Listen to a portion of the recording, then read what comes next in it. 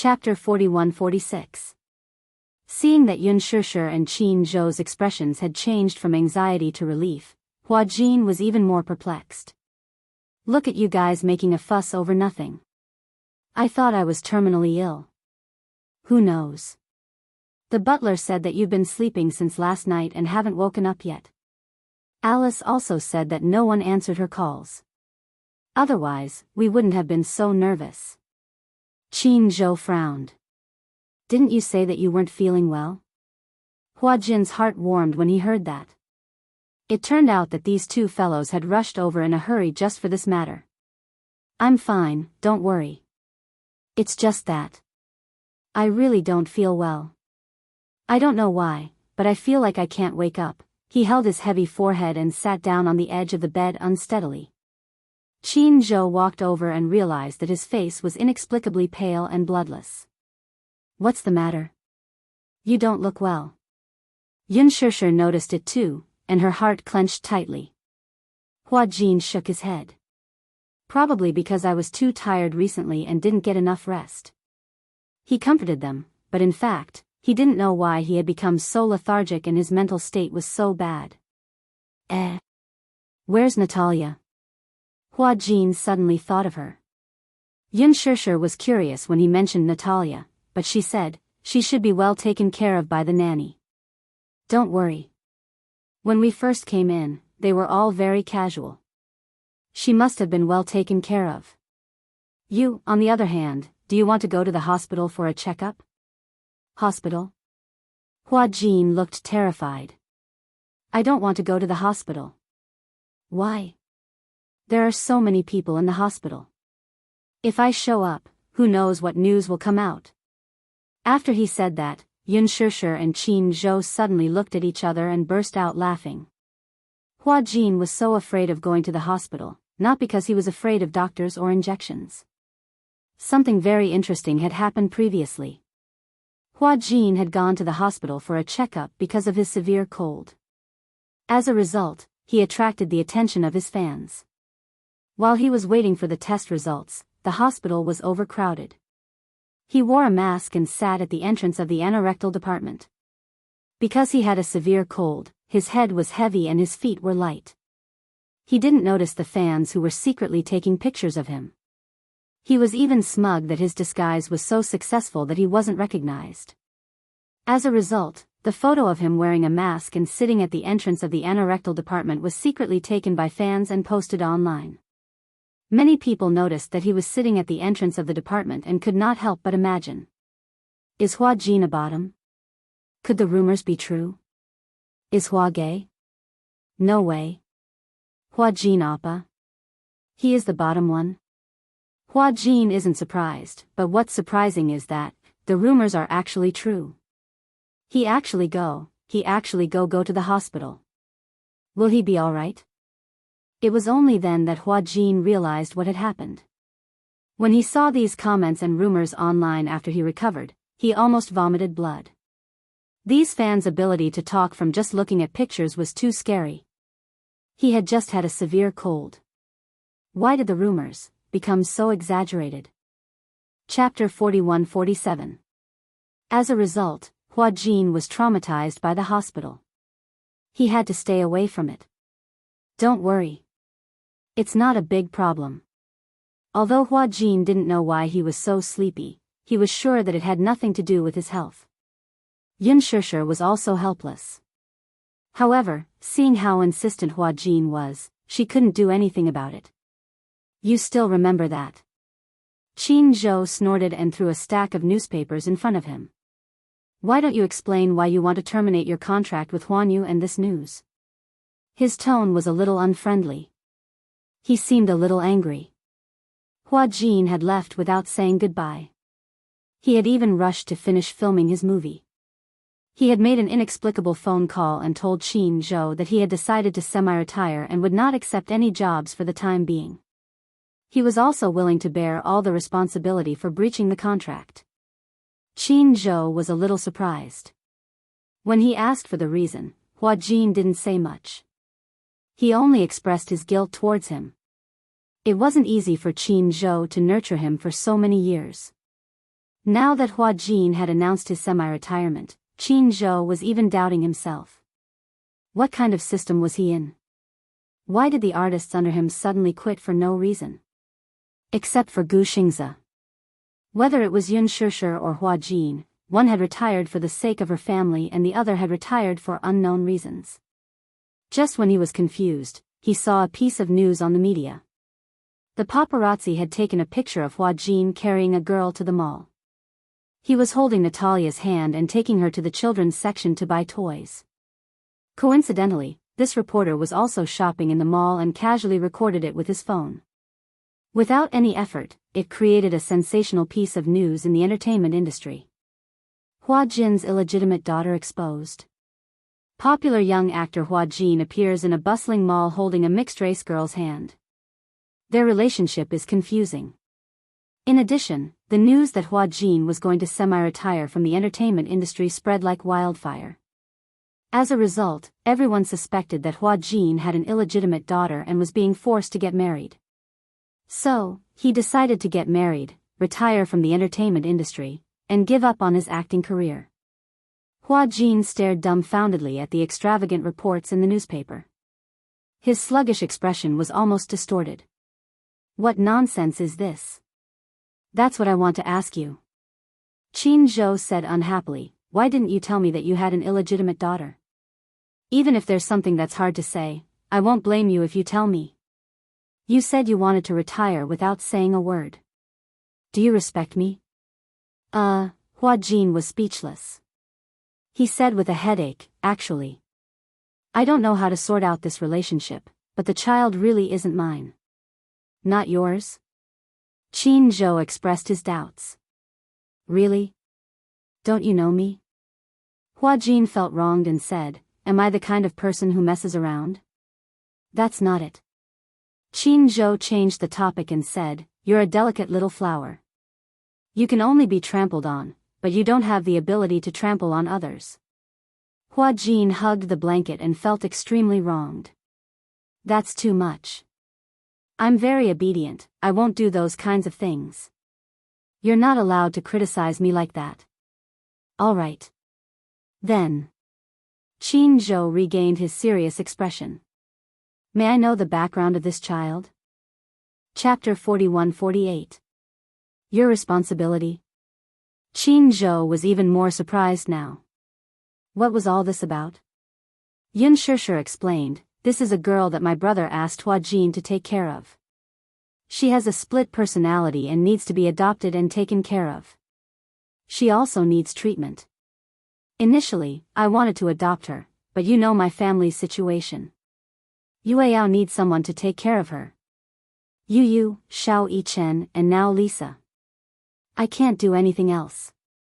So, I had no choice but to ask Hua Jin to take care of her. Qin Zhou's astonished gaze landed on Hua Jin. Hua Jin looked like a wronged kitten. Actually, Yun Shishir felt very guilty about this. Although Gong Jie had given Hua Jin quite a lot of compensation, asking Hua Jin to take care of a child was like kidnapping his life. It didn't matter whether he was willing or not. After all, Hua Jin had no experience and would be a burden to him. However, Hua Jin accepted it silently. Yun Shishir was quite surprised that he was willing to take care of Natalia and even retire from the entertainment industry. Yun Shishir briefly explained the situation to Qin Zhou. After listening to her explanation, Qin Zhou understood the situation. Okay. I'm here today to deal with the termination of the contract. As he spoke, Qin Zhou threw a letter to him. Hua Jin tore it open and read through the document with a look of astonishment on his face. What's wrong? Qin Zhou raised his eyebrows. Do you have any objections to the termination of the contract? Why is the penalty blank? Hua Jin blinked. Do you want me to fill it in? Qin Zhou glanced at him coldly. If you follow the rules, you'll have to pay the company at least 8 figures. 8 figures. Hua Jin sucked in a breath of cold air. Although Gong Jie had promised him that he would help him pay the penalty, he was still shocked when he heard the amount. However, Qin Zhou actually didn't want him to pay. Surprise, what a good person, Hua Jin was so touched that he covered his mouth and tears streamed down his face. Boss Qin, you're really... Shut up. Qin Zhou was still a little annoyed. He was still a little depressed. He had originally planned to make Hua Jin the top star, but in the end, he was a disappointment. He wanted to retire, and the reason was that he had to take care of his child. What a weird reason. However, for the sake of his boss, Qin Zhou had to give her face. Forget it. Qin Zhou waved his hand. If you're still willing to act in the future, I'll help you find resources. If you don't want to, then just stay at home and be a stay-at-home dad. Thank you, Qin Da. Hua Jin almost hugged the man's trousers and burst into tears. I'm still a little reluctant to terminate the contract. Don't. Qin Zhou pushed him away in disgust. Hurry up and terminate the contract. I've had it with you. Hua Jin, what happened to the revolutionary camaraderie? Here. Pen. Qin Zhou threw the pen to him. Hua Jin took the pen and signed the termination agreement obediently.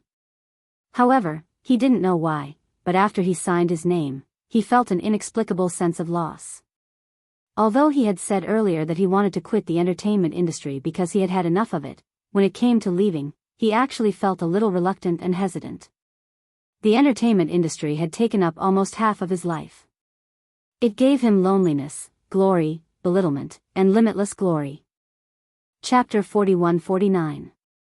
Yun Shishir looked at Hua Jin's lonely expression when he signed the contract and couldn't help but feel her heart ache. She understood Hua Jin's complicated feelings about the entertainment industry. It wasn't home, but it was home. For a moment, he actually felt reluctant to leave. Yun Shishir immediately comforted him, don't feel sad.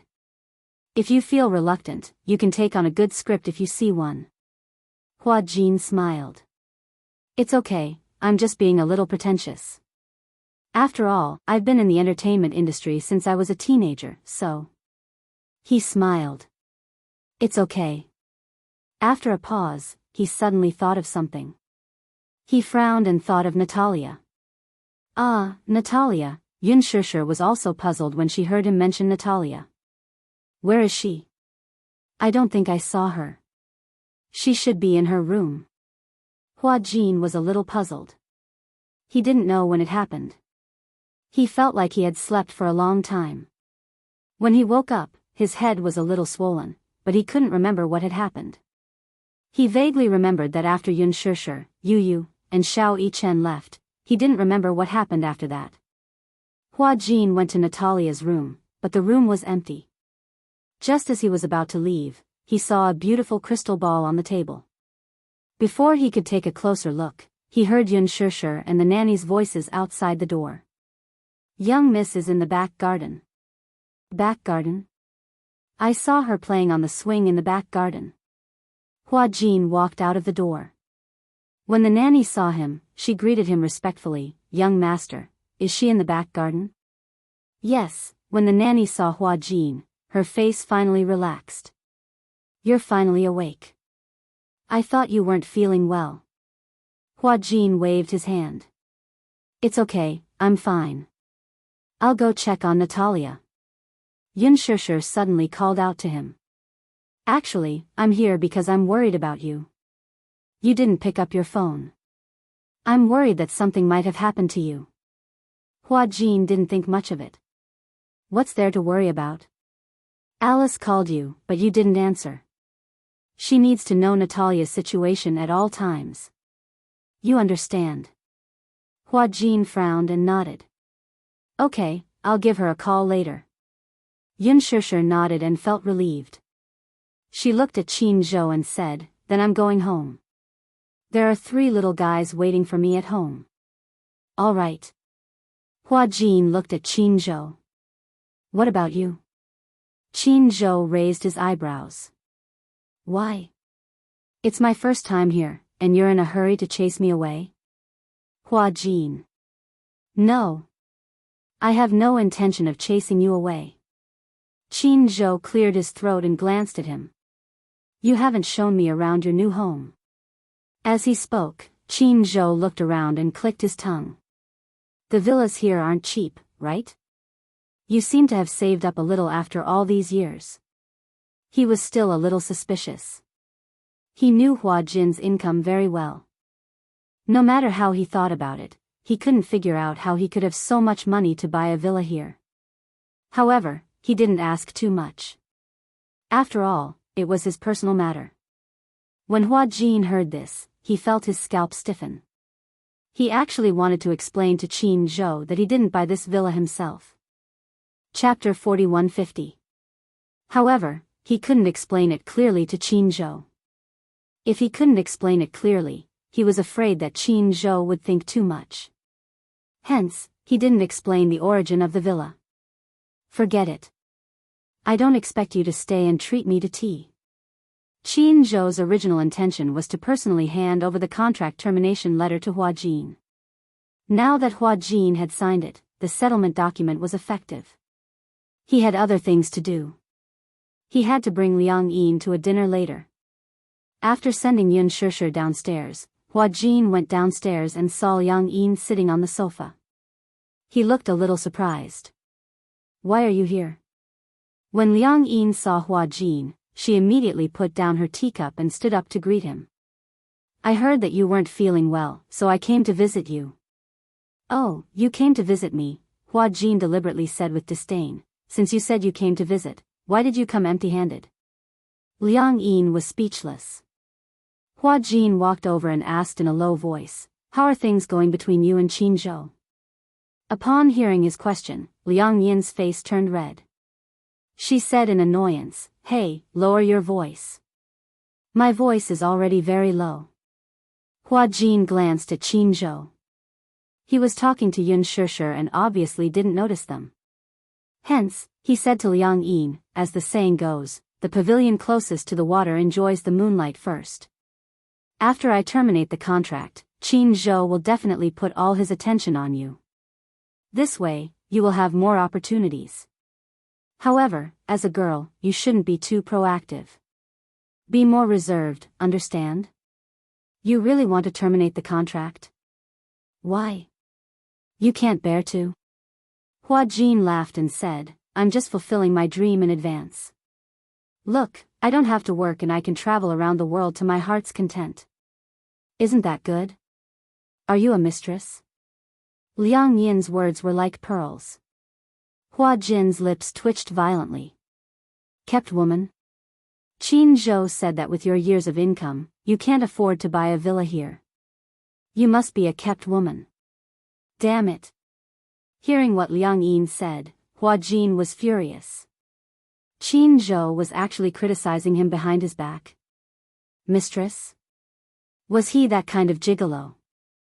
Hua Jin, I'm leaving. Yun Shishir suddenly interrupted his thoughts and waved at him. Hua Jin's smile immediately changed.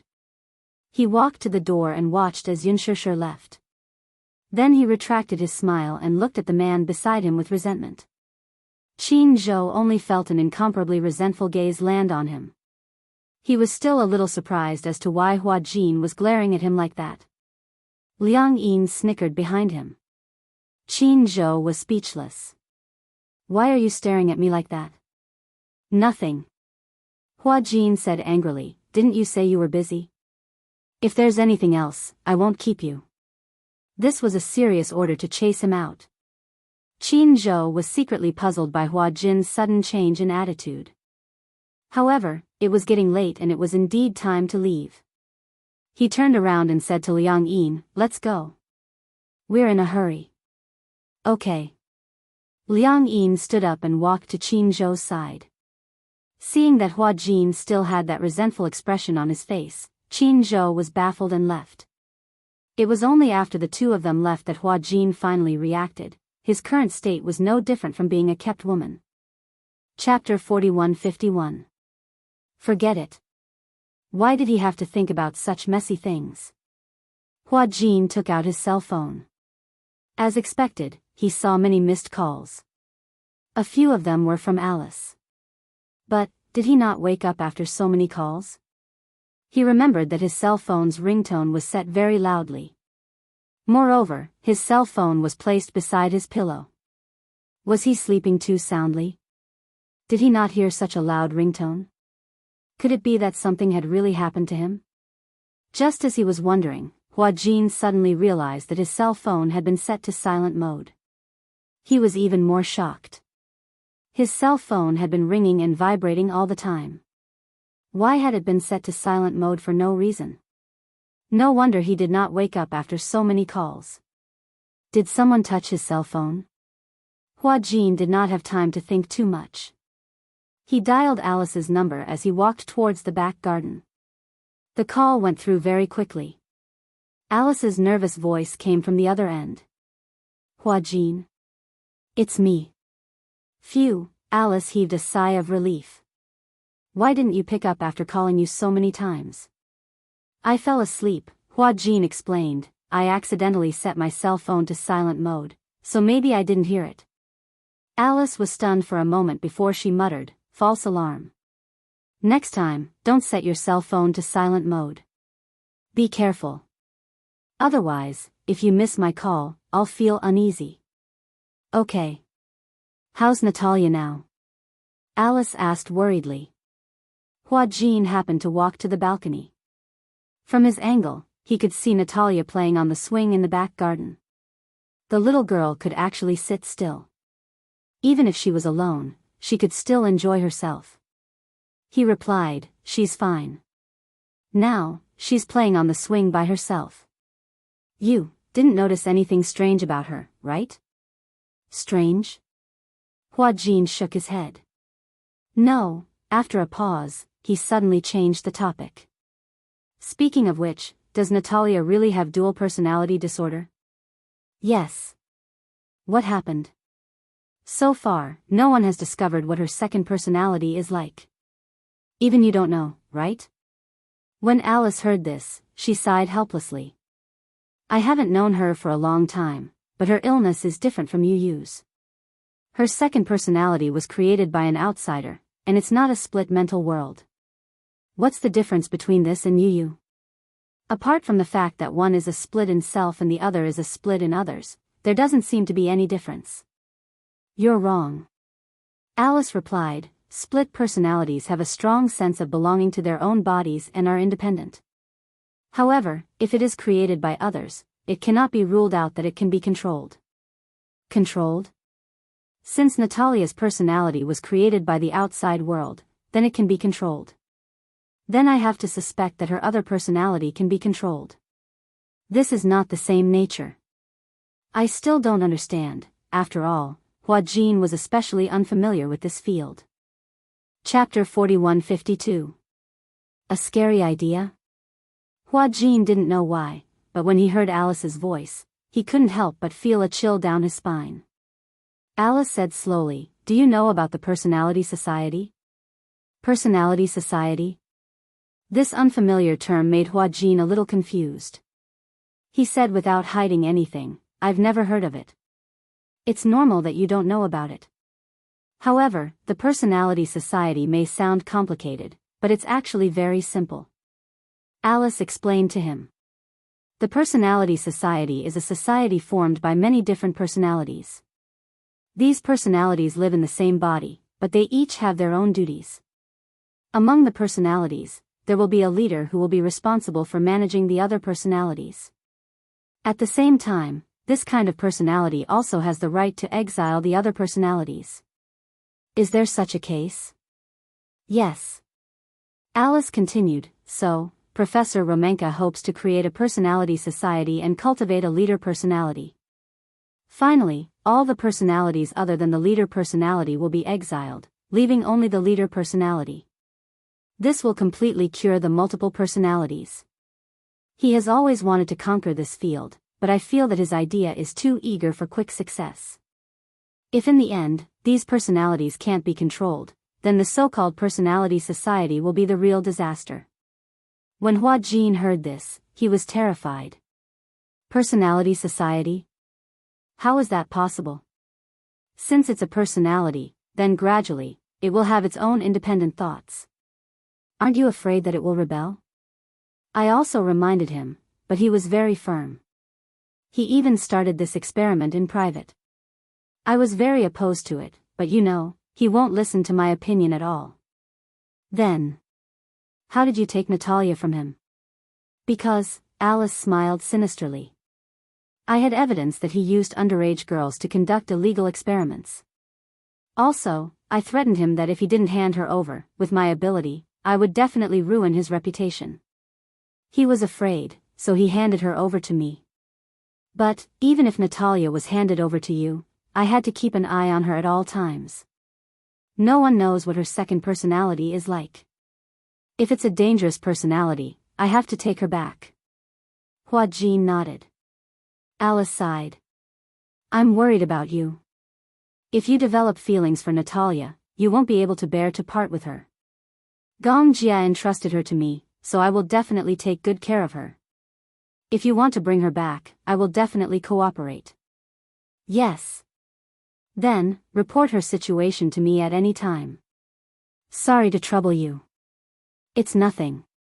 After exchanging a few pleasantries, Hua Jin hung up. He stood on the balcony and looked in the direction of the swing, but he suddenly realized that the person had disappeared. Where is he? Just now, he saw her sitting on the swing, enjoying herself so much. Just as Hua Jin was wondering what was going on, Natalia's seductive voice came from behind him. Are you looking for me? Hua Jin was startled. He quickly turned around and saw Natalia standing behind him with her hands clasped behind her back, smiling obediently. Just now, I saw you standing here talking on the phone. I guess that you must be looking for me, right? Chapter 41-53. Hua Jin turned back to look in the direction of the garden swing. It was quite a distance away from here. Could it be that this guy knows how to use the blink skill? How did you get here? Natalia looked like she was sizing up an idiot. Of course I walked over. Could it be that they flew over? I don't have any special abilities. Hua Jin muttered to himself, why didn't I see you walking over? You were on the phone just now. You seemed very serious. Natalia asked curiously, who was it? Hua Jin pondered for a moment and immediately said, it was a friend. Natalia didn't like to be close to Alice. She was very unhappy with Alice's behavior, which was close to checking on her. Hence, Hua Jin avoided mentioning Alice in front of her. Natalia did not like Alice, and he knew that little secret. However, Natalia still guessed it.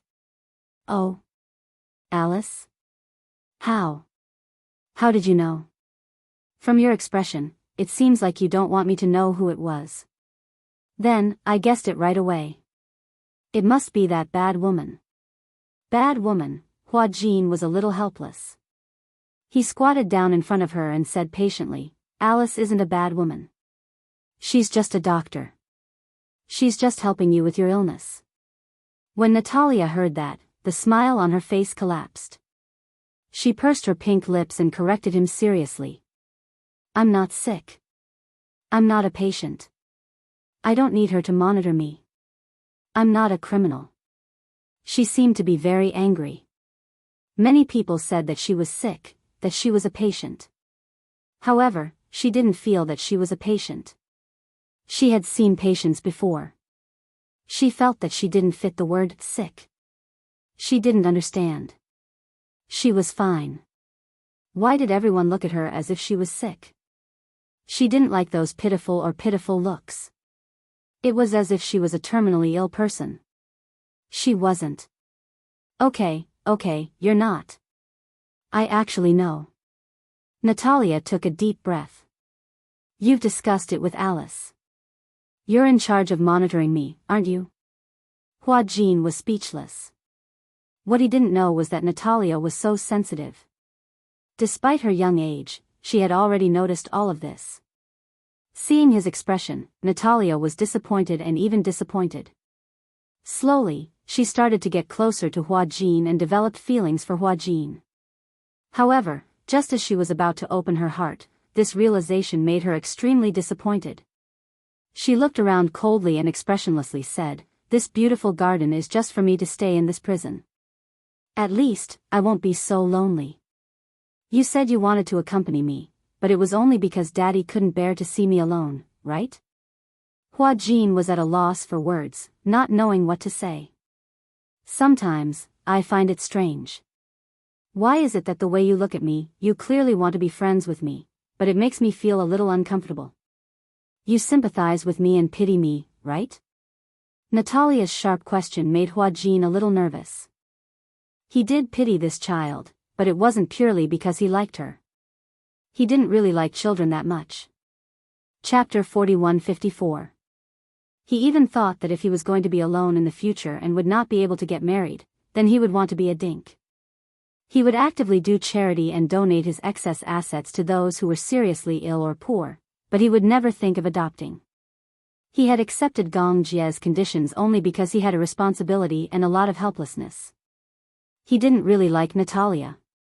I know you don't like me very much. Since you don't like me, I won't force you to like me. Then, please don't force yourself to like me. As Natalia said this, her lips curved into a smile. But I will still get along with you peacefully. As she said this, she turned around and walked back into the room. Hua Jin looked at her back view silently. For a moment, he felt an inexplicable sense of helplessness. How could that be? Didn't I see that your relationship with Natalia has improved a lot that day at the amusement park? It was late at night. On the balcony, Hua Jin leaned against the railing, holding his cell phone and complaining to Xianxia. Maybe I really don't have the talent to be a stay-at-home dad. I've tried my best to get on her good side, but this child is so sensitive.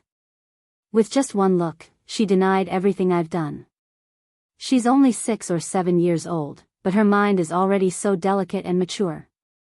When Xianxia heard this, she couldn't help but laugh.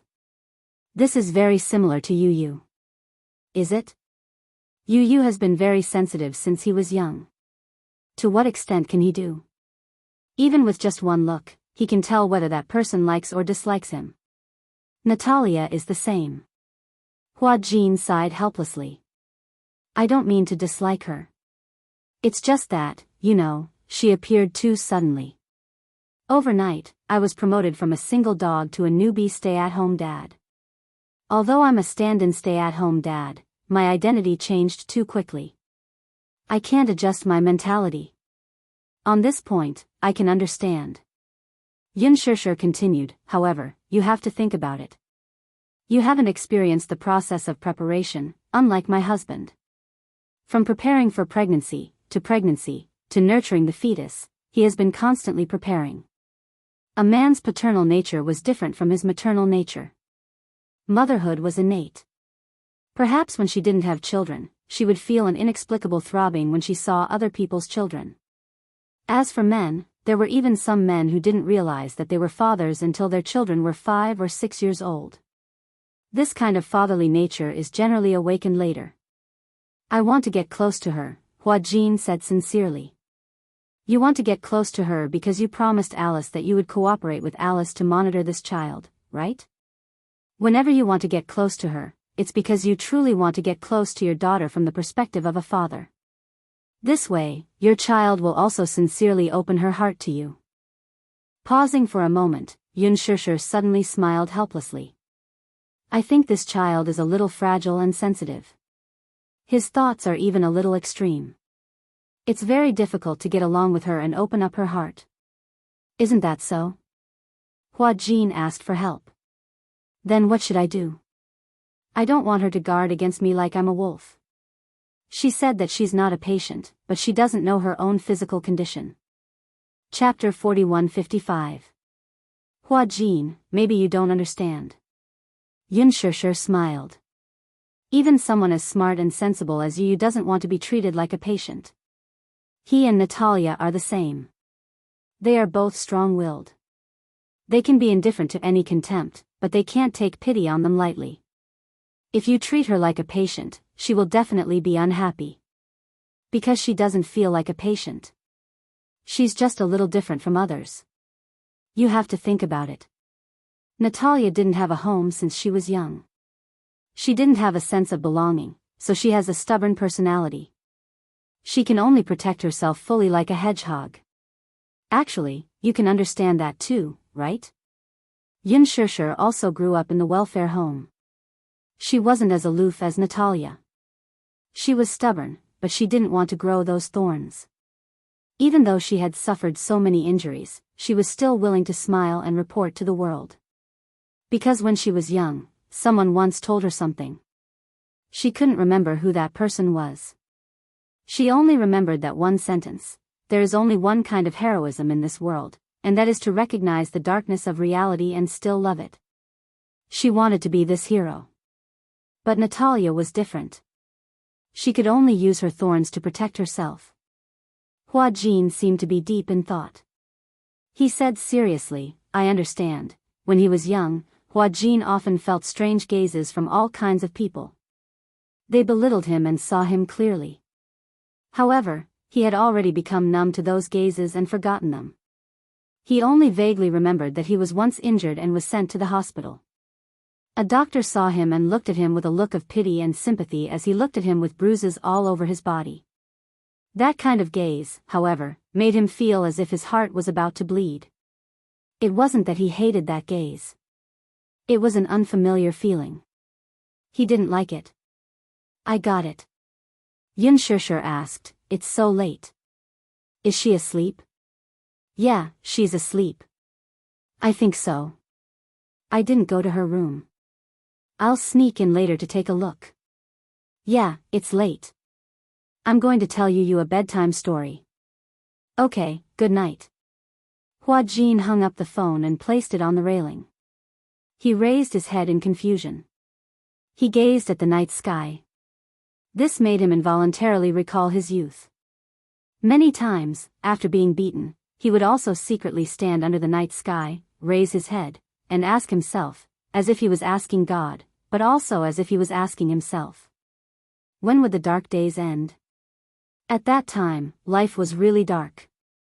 He even felt that sometimes, he had the courage to die, but not the courage to live on. But now, he could no longer remember those gloomy memories. Time could really make one forget everything. Unknowingly. It was late at night. Hua Jin quietly walked to the door of Natalia's room. He turned the doorknob, opened the door, and walked in. Natalia was already asleep on the bed, but the whole room was lit up with purple light. Hua Jin couldn't help but be curious. This kind of purple light was seductive and deep. He didn't remember buying a purple lamp before. This purple light seemed to be coming from the corner of the bed. Hua Jin curiously walked to the head of the bed and realized that the light was coming from a crystal ball. Crystal ball? Chapter 4156. Crystal ball? Is it a lamp? Hua Jin picked up the crystal ball with a weird expression. He vaguely remembered that he saw this crystal ball in her room during the day. However, he did not expect it to glow. Is it a lamp? Hua Jin looked around but could not find the switch of the lamp. Then, how did this crystal ball glow? Hua Jin's gaze fell on this magical crystal ball. He suddenly realized that there was a cloud of fog inside the crystal ball. He gently placed his hand on the surface of the crystal ball. The fog actually stuck to his palm. Separated by the thin surface of the crystal ball, the fog kept rotating, condensing, and dissipating as he touched it. What is this? He had never seen such a magical crystal ball in reality. The fog inside seemed to have a soul. He turned his head and looked at Natalia, who was lying on the bed. The latter was sleeping quietly under the blanket. She was so quiet that it seemed like she was not alive. Hua Jin's gaze fell on the crystal ball again. He could not help but feel suspicious. Crystal ball? Yes. Hua Jin told Alice about the crystal ball. Alice did not know why, but she was silent for a long time. You said that the crystal ball was purple and there was fog inside. Hua Jin described the crystal ball again. On the other end, Alice's breathing stopped. How is that possible? She seemed to be mumbling to herself. What's wrong? Impossible. Alice said in a low voice, there is no such crystal ball in the world. But, I saw it with my own eyes. Impossible. Alice frowned and said in a serious tone, that kind of crystal ball is usually used for hypnosis treatment. It is something that only the hypnotist would have. How could she have it? Huajin did not know why, but he was stunned. He rubbed his forehead and looked at the bare wall in a daze. Is there really such a thing as hypnosis in this world? Huajin did not believe it. In his impression, such a crystal ball only existed in the magical world. It was a tool used for divination. In reality, it was used for hypnosis. Is there really such a thing as hypnosis in this world? Alice said coldly, do you want me to do it myself and let you experience it? Huajin was even more surprised. You know how to hypnotize people? Alice was silent. It seemed that Gong Jie did not formally introduce her to Huajin. Huajin did not know that she was an experienced hypnotist. If you don't mind, I can show you what hypnosis is. It's fake. Huajin did not think much of it. If she had a strong will, how could she be hypnotized by you? Alice rolled her eyes. How do you think I can erase you use memory? But you didn't succeed. Alice was speechless. So, it seems that you are not a very successful hypnotist. Alice gritted her teeth in anger. This guy, is he asking for a beating? All right, I got it. Pay attention to everything you do. Then, Huajin asked curiously, what about the crystal ball? Just pretend that you don't know about it. Pausing for a moment, Alice said with genuine concern, you're so stupid. I'm really worried that with your intelligence, you'll be crushed by Natalia. Enough. Don't doubt my IQ. Chapter 4157. A few days later, news of Hua Jin's retirement from the entertainment industry was released by Huanyu's official media. Hua Jin attended the press conference as well. This seemed to imply that this would be the last time he would appear in front of the media in a while. He wore a white shirt and black trousers. Coupled with his British suit, he looked solemn and steady. He had always dressed as a pretty boy and had a neutral style. Many people couldn't get used to him suddenly changing into a gentlemanly style. He didn't want to come at first, but in order to show his sincerity, at least to the fans, he decided to make an appearance and announce this matter in public. Qin Zhou and Ji Lin attended the press conference as well. Before the press conference, Ji Lin had just arrived and severely criticized him. I think there's something wrong with you. Ji Lin stared at him coldly. The latter looked innocent. What do you mean? Ji Lin said sternly, look, most of your artists have retired. Qin Zhou was speechless. Was this his fault? Qin Zhou glanced coldly at Hua Jin. The latter tugged at the corner of his lips guiltily, revealing an awkward but polite smile. What can I do if I can't keep them? Ji Lin continued, I heard that you recently signed a newcomer. Are you planning to support her? Yeah. Her name is Liang Yin. Oh. Ji Lin's next sentence was enough to choke someone to death. She came by the unspoken rules? Qin Zhou cleared his throat and said, I don't touch these weird things. I've seen that girl's photo. She's quite good-looking and has the potential to become a big star. If Ji Lin said that she had the potential to become a big star, then she would definitely become a big star. When Hua Jin heard this, he immediately stood up and patted his chest. I recommended Liang Yin to Qin Zhou. Qin Zhou and Ji Lin looked at him coldly at the same time. Hua Jin was so scared that he choked and couldn't say another word. Pretend I didn't say anything. When Ji Lin saw Hua Jin, he looked a little unhappy. I heard that you have an illegitimate daughter. Hua Jin was speechless. That's not true, okay? Has Lord Ji also started to believe in the rumors? I don't know if it's a rumor or not, but I know that your retirement has caused a lot of financial losses to the company. Don't think that I don't know about it because you didn't pay the penalty for going through the back door. Ji Lin's words made Qin Zhou and Hua Jin tremble. Hua Jin said awkwardly, although I've left the entertainment industry, I can still work for the company for free. Working for free? You're so dedicated. Ji Lin was famous for his poisonous tongue, even more so than Qin Zhou. In Huanyu, Muyaja and Qin Zhou would consciously step aside if Ji Lin was number 2 in terms of poisonous tongues. Hua Jin did not dare to provoke him, let alone convict him. Moreover, he was in the wrong this time, so he simply did not say a word.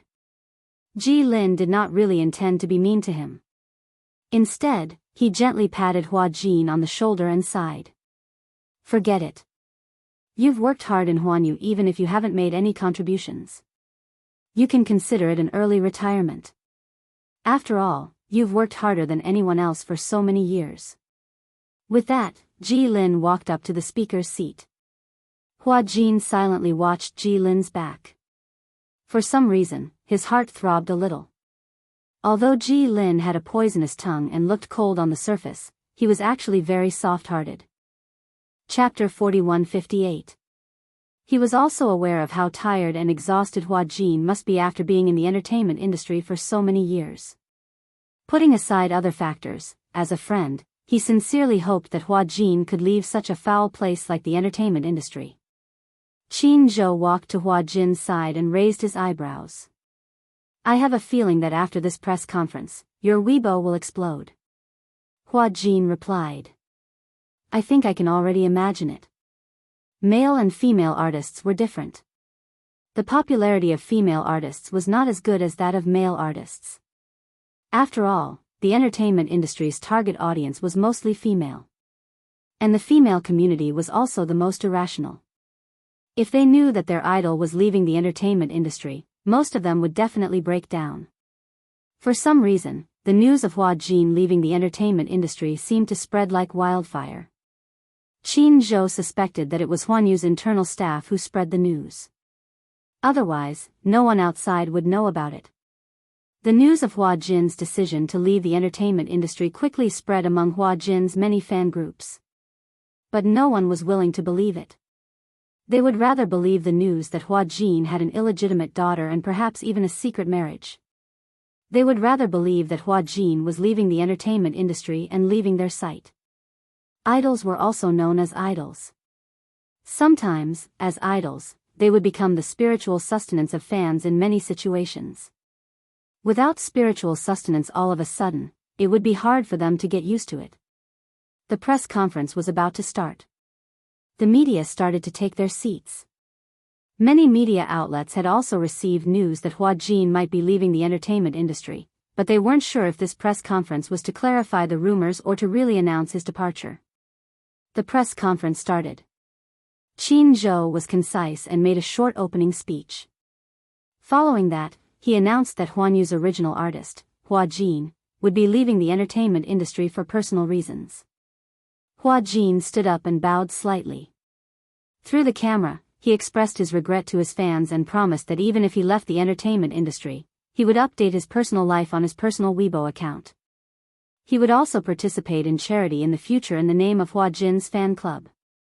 A reporter stood up and asked curiously. Is your withdrawal from the entertainment industry related to the rumors about you having an illegitimate daughter? The scene was in an uproar. Many people were familiar with the rumor that Hua Jin had an illegitimate daughter, but no one thought that someone would raise this issue in public. It was a little awkward for a moment. Hua Jin faced it calmly. He said truthfully, I believe that many people have seen the photos of you secretly taken by those media reporters. Regarding this matter, I am here to explain. That girl is not my biological daughter. She is an orphan that I adopted. However, I want to give her a warm home. At the same time, I want to protect her from the outside world. I'm sorry for the negative impact this news has brought to the public, but I also hope that the media will not interfere with my personal life in the future. It doesn't matter if you secretly took photos of me. The child is innocent. I hope that she can grow up in a good environment and have a childhood without any interference. All in all, Hua Jin had left the entertainment industry. This matter had been confirmed by Huanyu's press conference. Chapter 4159. No one had imagined that Hua Jin would quit the entertainment industry. This news caused a sensation in the entertainment industry. Especially Hua Jin's fans, they couldn't accept this fact at all. As fans, they were already used to seeing their idol every day. Whether it was variety shows, movies, or TV series, Hua Jin's schedule had always been very frequent. As a real young actor with good acting skills, it was rare to see a young actor with such potential. Hua Jin's acting skills could definitely be ranked among the top of the A-list popular actors. His temporary departure from the entertainment industry was indeed a big loss for the entertainment industry. On the second day after Hua Jin announced his retirement from the entertainment industry, Weibo's server crashed. The news of #Hua Jin's retirement from the entertainment industry quickly dominated the headlines of major media websites. Because of the huge amount of traffic data, the entire server was in a state of paralysis. Many users couldn't log in. There were even some haters who wanted to make groundless accusations that Hua Jin decided to quit the entertainment industry because of an underground relationship. Weibo exploded. Huanyu's official website also exploded. On Hua Jin's personal Weibo, the number of reposts and comments on his latest Weibo post quickly exceeded 7 digits and was moving towards 10 million comments. The public once again witnessed the terrifying effect of Hua Jin's popularity. For some reason, many media outlets found out about Hua Jin's residence. However, due to the layers of protection set up by Gong Jia, they couldn't break in at all. However, Hua Jin also saw on the internet that many media outlets were secretly squatting at the entrance of the villa, just to be the first to take pictures of Hua Jin's retirement from the entertainment industry. This was big news. No one wanted to miss it. Recently, Natalia's situation was still stable. However, Hua Jin thought that he must protect Natalia well and not let her be exposed to the media. Otherwise, Gong Jia would definitely slit his throat. Just as Hua Jin was in a difficult situation hiding from the paparazzi, Xianxia suddenly called. "Your brother-in-law is on annual leave. Why don't we go to Saipan together? You, take Natalia with you." Saipan? Hua Jin was somewhat hesitant. "But there are paparazzi at the door. I'm afraid that I'll be surrounded if I go out." Xianxia was speechless. "Don't tell me, you haven't been out since the press conference?" Hua Jin was surprised. "How did you know?" "Just pretend I didn't ask." Xianxia pondered for a long time before she suddenly said, "It's okay. Don't worry. Your brother-in-law will take care of these problems. Since it's rare for him to take a vacation, and you've been in deep trouble in the country recently, why don't you go out for a vacation and relax?" "All right." Hua Jin agreed. "But I'll have to ask Natalia for her opinion." "How is Natalia these days?" "She's not bad, but she doesn't like to talk much. It's inevitable that she'll feel a little depressed if she's always at home, especially at her age. She'll definitely feel bored if she doesn't have the chance to go out and play." "Is that so?" "Well, anyway, it's settled then. You can ask for her opinion again." "Okay." The beach? Chapter 4160. What's wrong? Hua Jin suddenly became nervous. "You don't want to go?" "It's not that I don't want to, it's just," Natalia was a little hesitant. "What's the seaside like?" She did not look forward to going to a place that she had never been to before. Unlike other children who were full of anticipation when they heard about the seaside, she felt an inexplicable sense of uneasiness. She felt uneasy about going to an unfamiliar place. Hua Jin smiled and described it to her. "The seaside is a place that faces the sea. The blue sea and the blue sky make it seem like the sky and the sea are connected when you look from afar. The golden sand and the warm sun make you sunbathe or float in the sea. Actually, going to the seaside is a good way to relax. What do you think? Do you want to go?" Natalia's eyes lit up when she heard what he said. It was as if she could vaguely picture the beautiful scene in her mind through his description. "It sounds like a great place." "Yes." Natalia finally showed a rare smile. "Okay." Hua Jin looked at her smiling eyes and was deeply affected by her pure and innocent smile. There was a pure beauty in Natalia's smile. It was the kind of beauty that was not tainted by any impurities. It was the purest kind of beauty in the world. He could not help but squeeze her little hand. Then, Let's go together, okay? Okay. The itinerary was thus finalized. This time, Yin and Mu Yaja would bring their families along for the trip to Saipan. Xiao Chen, Yu, Lisa, and Yueyao were all present. Before Yueyao was 3 years old, Yin did not bring her to other places mainly because of safety concerns. Because of the shooting incident in the square last time, her heart was more or less covered with a layer of shadow. Most importantly, Yueyao was too young. At that time, she had just learned how to walk. If she were to bring her to a place too far away, she was afraid that there would be some mistakes. More importantly, Mu Yaja did not have much time to accompany her. Recently, he had taken his annual leave and suggested that Yueyao should explore the vast world with him since she was already so old. Yin gladly agreed to it when she heard that. The family trip that she had been looking forward to was finally here. She had been looking forward to it day and night, to the stars and the moon, all because she wanted to go on a family trip. Mu Yaja was the one who suggested Saipan. Yin had been there with him before, and she could not forget the scenery of Saipan's coast. Hence, she decided to set her sights on that place for this trip. Hua Jin was mainly worried about the paparazzi, but this was not a problem for Mu Yaja at all. The day before their departure, Mu Yaja sent his men to do a carpet search of the villa's entrance. Unsurprisingly, they caught many paparazzi who had been waiting for a long time. After a series of warnings, no one dared to offend them again.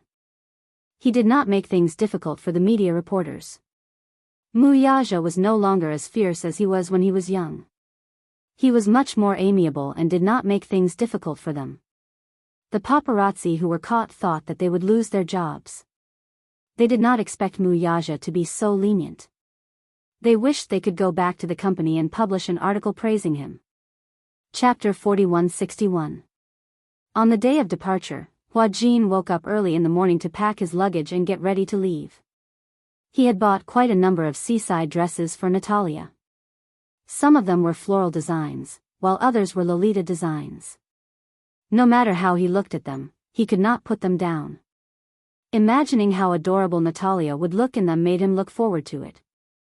After packing his luggage, he went to wake Natalia up. Ever since he had become Natalia's guardian, Hua Jin had been very hard-working in his learning to be a new stay-at-home dad.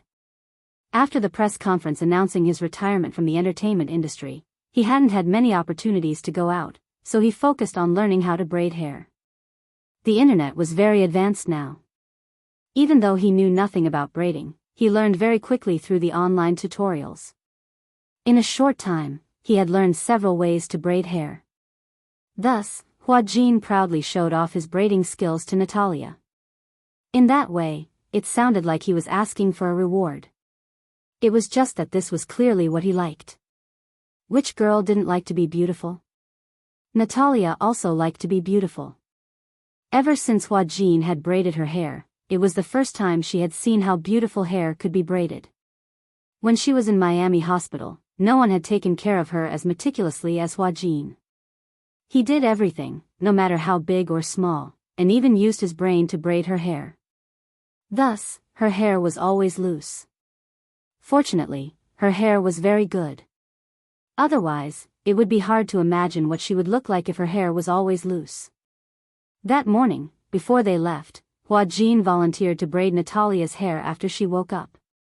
Natalia changed into the floral dress that Hua Jin had chosen and sat obediently in front of the dressing mirror. She looked at herself in the mirror with her lips pursed. Her eyes were as beautiful as crescent moons. Hua Jin followed the new hairstyle and braided her hair carefully. Natalia looked at Hua Jin's serious expression through the mirror. She opened her mouth, but didn't say anything. Hua Jin caught a glimpse of her expression and asked gently, "What's wrong? You seem to have something to say." "Uncle, do you know magic?" "Why do you ask?" Hua Jin didn't know whether to laugh or cry. At the same time, he was a little surprised.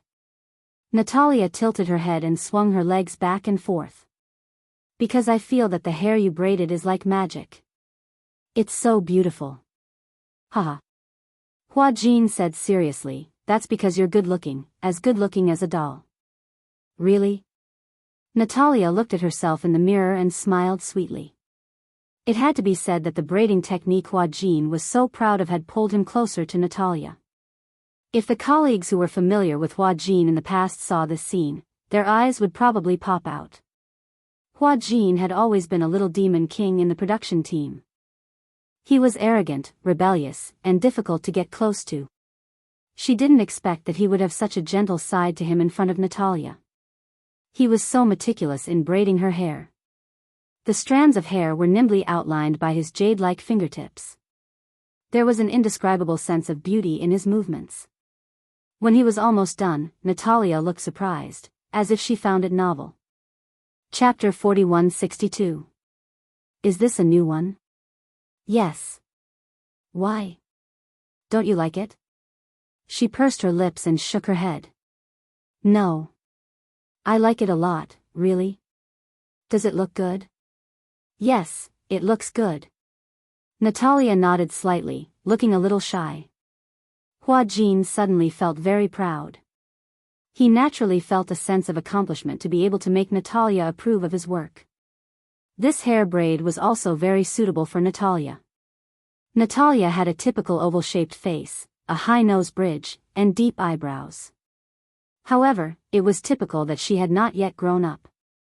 Therefore, her facial features were not as deep as those of European girls.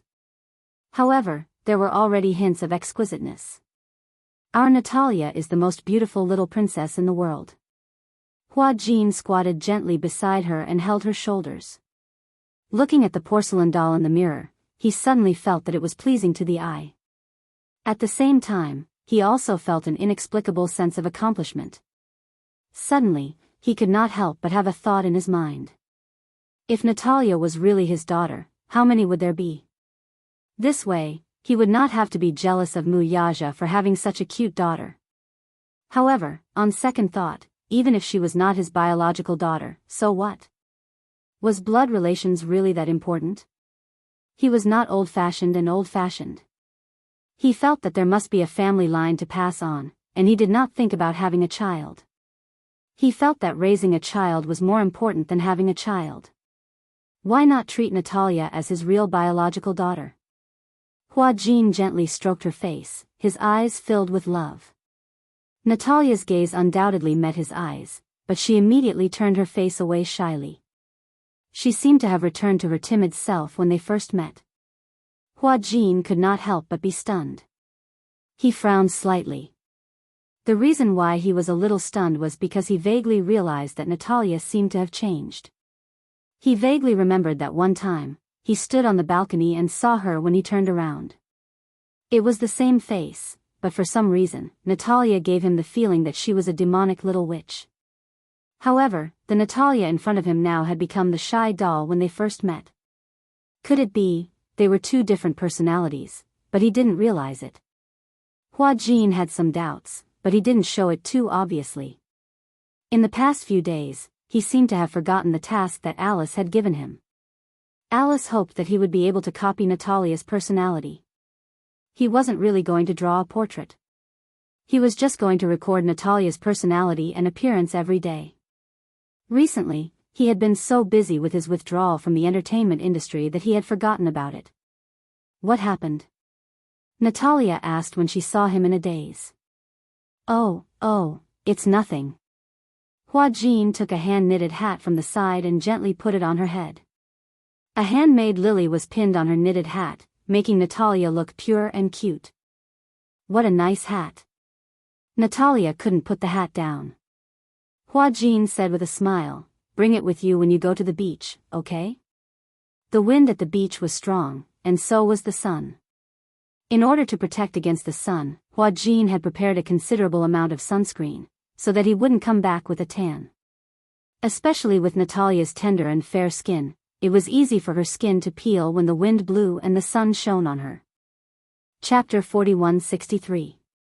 At around 10 in the morning, Hua Jin and Natalia left the house. Hua Jin had arranged for the airport to send them off. The car was already parked at the entrance, waiting for them. The chauffeur and assistant immediately got out of the car and put their luggage in the trunk. Hua Jin carried Natalia to the back seat and got into the car himself. He and Yunshirsher had agreed to meet at the airport. The flight was at 1 in the afternoon, 2 hours earlier. It seemed that lunch would have to be served at the airport. When they arrived at the airport, Yunshirsher called to say that she had not arrived yet. When he asked, it turned out that Yueyao had been lazy in the morning and had not woken up. Hence, they had only left now and might arrive later. Yunshirsher did not forget to remind Hua Jin to take Natalia for lunch first. When traveling, in order to catch a flight, 3 meals were rushed. However, there were still many restaurants in the airport. Most of them served simple meals that catered to different international customers. There were American restaurants, Chinese restaurants, Italian restaurants, and so on. Natalia said that she wanted to eat roast duck, but it put Hua Jin in a difficult position. Roast duck? Where would there be authentic roast duck in the airport? Natalia had recently become obsessed with roast duck. She had also shown a great passion for Chinese food. Perhaps it was because she had grown up in the United States. In that kind of environment, most of the food in the United States was high-calorie food. For example, hot dogs, hamburgers, cheese, and the modified American Chinese food that had been brought to the United States. However, the taste was not ideal. It had been adjusted according to the taste of the American people, and it had lost the original taste of Chinese food. After coming to China, ever since Hua Jin brought Natalia to try roast duck, she had shown a great passion for Chinese food. It was delicious. However, most of the restaurants in the airport were simple meals. Where would there be authentic Peking roast duck? It was not easy to find a simple Chinese restaurant. Hua Jin looked around and finally chose a roast duck set meal. It was not authentic, but at least it was roast duck. He took a bite. The taste was average, but it wasn't bad. It was just a far cry from the authentic roast duck. He was worried that Natalia wouldn't be used to the taste, but he didn't expect that Natalia would be so easily satisfied. With delicious food in front of her, she didn't care about her image anymore. Little glutton. Was he so easily satisfied? Hua Jin cursed in his heart. How bad was the food in the United States? That was why the little fellow was so satisfied with such a set of barbecue duck. Natalia ate slowly, chewing and swallowing slowly. Since they had plenty of time, after lunch, Hua Jin took Natalia to the shops in the airport. There were many duty-free shops in the airport. It just so happened that the skincare products at home were used up, so Hua Jin bought some goods. Natalia was bored. She couldn't understand what the delicate bottles and jars on the shelves were for. It wasn't pretty, and it couldn't be eaten. Therefore, she pestered Hua Jin to leave. Hua Jin was queuing up to pay the bill. Seeing that it was almost his turn, he coaxed, "Wait for me, okay? Just a while, I'll be done soon." But it's so stuffy here. There were many people in the duty-free shop. The crowd was crowded, and the air was muddy. Chapter 4164. Natalia was not used to the air here, so she said to Hua Jin, "I'll wait for you outside, okay?" Outside, Hua Jin looked outside the door hesitantly, feeling a little uneasy. Natalia said, "Don't worry, I won't run around. Besides, didn't you say that it'll be soon?" Hua Jin thought for a moment and nodded. "You promised me that you won't run around." Huh? If she got lost and Gong Jia asked about it, he would lose his head. Natalia ran out, and Hua Jin watched as she sat on the bench outside the door. Only then did he feel at ease and continue queuing. Natalia waited outside the door, feeling bored. The waiting time was especially long and boring. She thought that she had waited for more than 10 minutes. When she came back to her senses, she stood up and walked to the electronic clock in the hall to look at it. She realized that only 5 minutes had passed. Ding dong, passengers heading to the Maldives, please take note that your flight DH965 from Eastern Airlines is now boarding. Please bring your personal belongings with you. Oh no, it's too late. It's too late. Not far away, a panicked voice was heard. Before Natalia could react, she was knocked to the ground by a tremendous force. The knitted hat on her head flew far away. Natalia fell to the ground, her back slamming hard against the marble floor. She was in excruciating pain. The person who had bumped into her was a middle-aged woman. It was obvious that she would not make it in time for the flight. Even though she had knocked down the child, she stopped to take a look but did not come over to help her. She did not even look at her as she left in a hurry. Whispers broke out around her. They were secretly angry that this woman had no manners. Even if she knocked down an adult, she should be concerned about their well-being, let alone a child. She was too rude. By the time Natalia realized that the culprit had run far away, she felt a little depressed. She felt that the bones in her back were about to break after being knocked down so hard for no reason. She stood up and looked at the knitted hat that had fallen in the distance. Just as she was about to walk over and pick it up, a young man was one step ahead of her and picked it up first. Natalia stood where she was in a daze. She silently observed the gentle young man in front of her. The young man was wearing a snow-white shirt, which made his skin look as white as jade. His figure was tall and slender, and he seemed to be in his teens. His neat black hair outlined the outline of his thin face even more clearly. He turned around and looked at Natalia, who was still standing at the same spot. He smirked and walked up to her. Just as he was about to speak, he saw Natalia's purple eyes and was stunned. He had seen many mixed-race children with blue eyes, green eyes, amber eyes, and even pure black eyes, but he had never seen such beautiful purple eyes. Her purple eyes were as pure as beautiful gems. Natalia's eyes flashed. She looked at the hat in his hand and immediately reminded him, "Big brother, this is my hat." The youth immediately reacted, but his gaze was still unable to move away from her eyes for a long time. Natalia looked at him with displeasure and snatched the hat from his hand. "Why do you keep staring at me?" Chapter 4165. "It's nothing." The young man reacted and asked cautiously, "Are you hurt from the fall?" Sensing his concern, Natalia's sharpness faded a little. She nodded gently and said vaguely, "I'm fine." At this moment, a woman's slightly worried voice came from behind. "Linshi? Why did you run so fast?" Chu Ho walked over nervously. She passed through the crowd and finally found him. However, when she saw the girl standing in front of him, she was momentarily stunned. She also saw Natalia's purple eyes. A normal person's first reaction would naturally be surprise.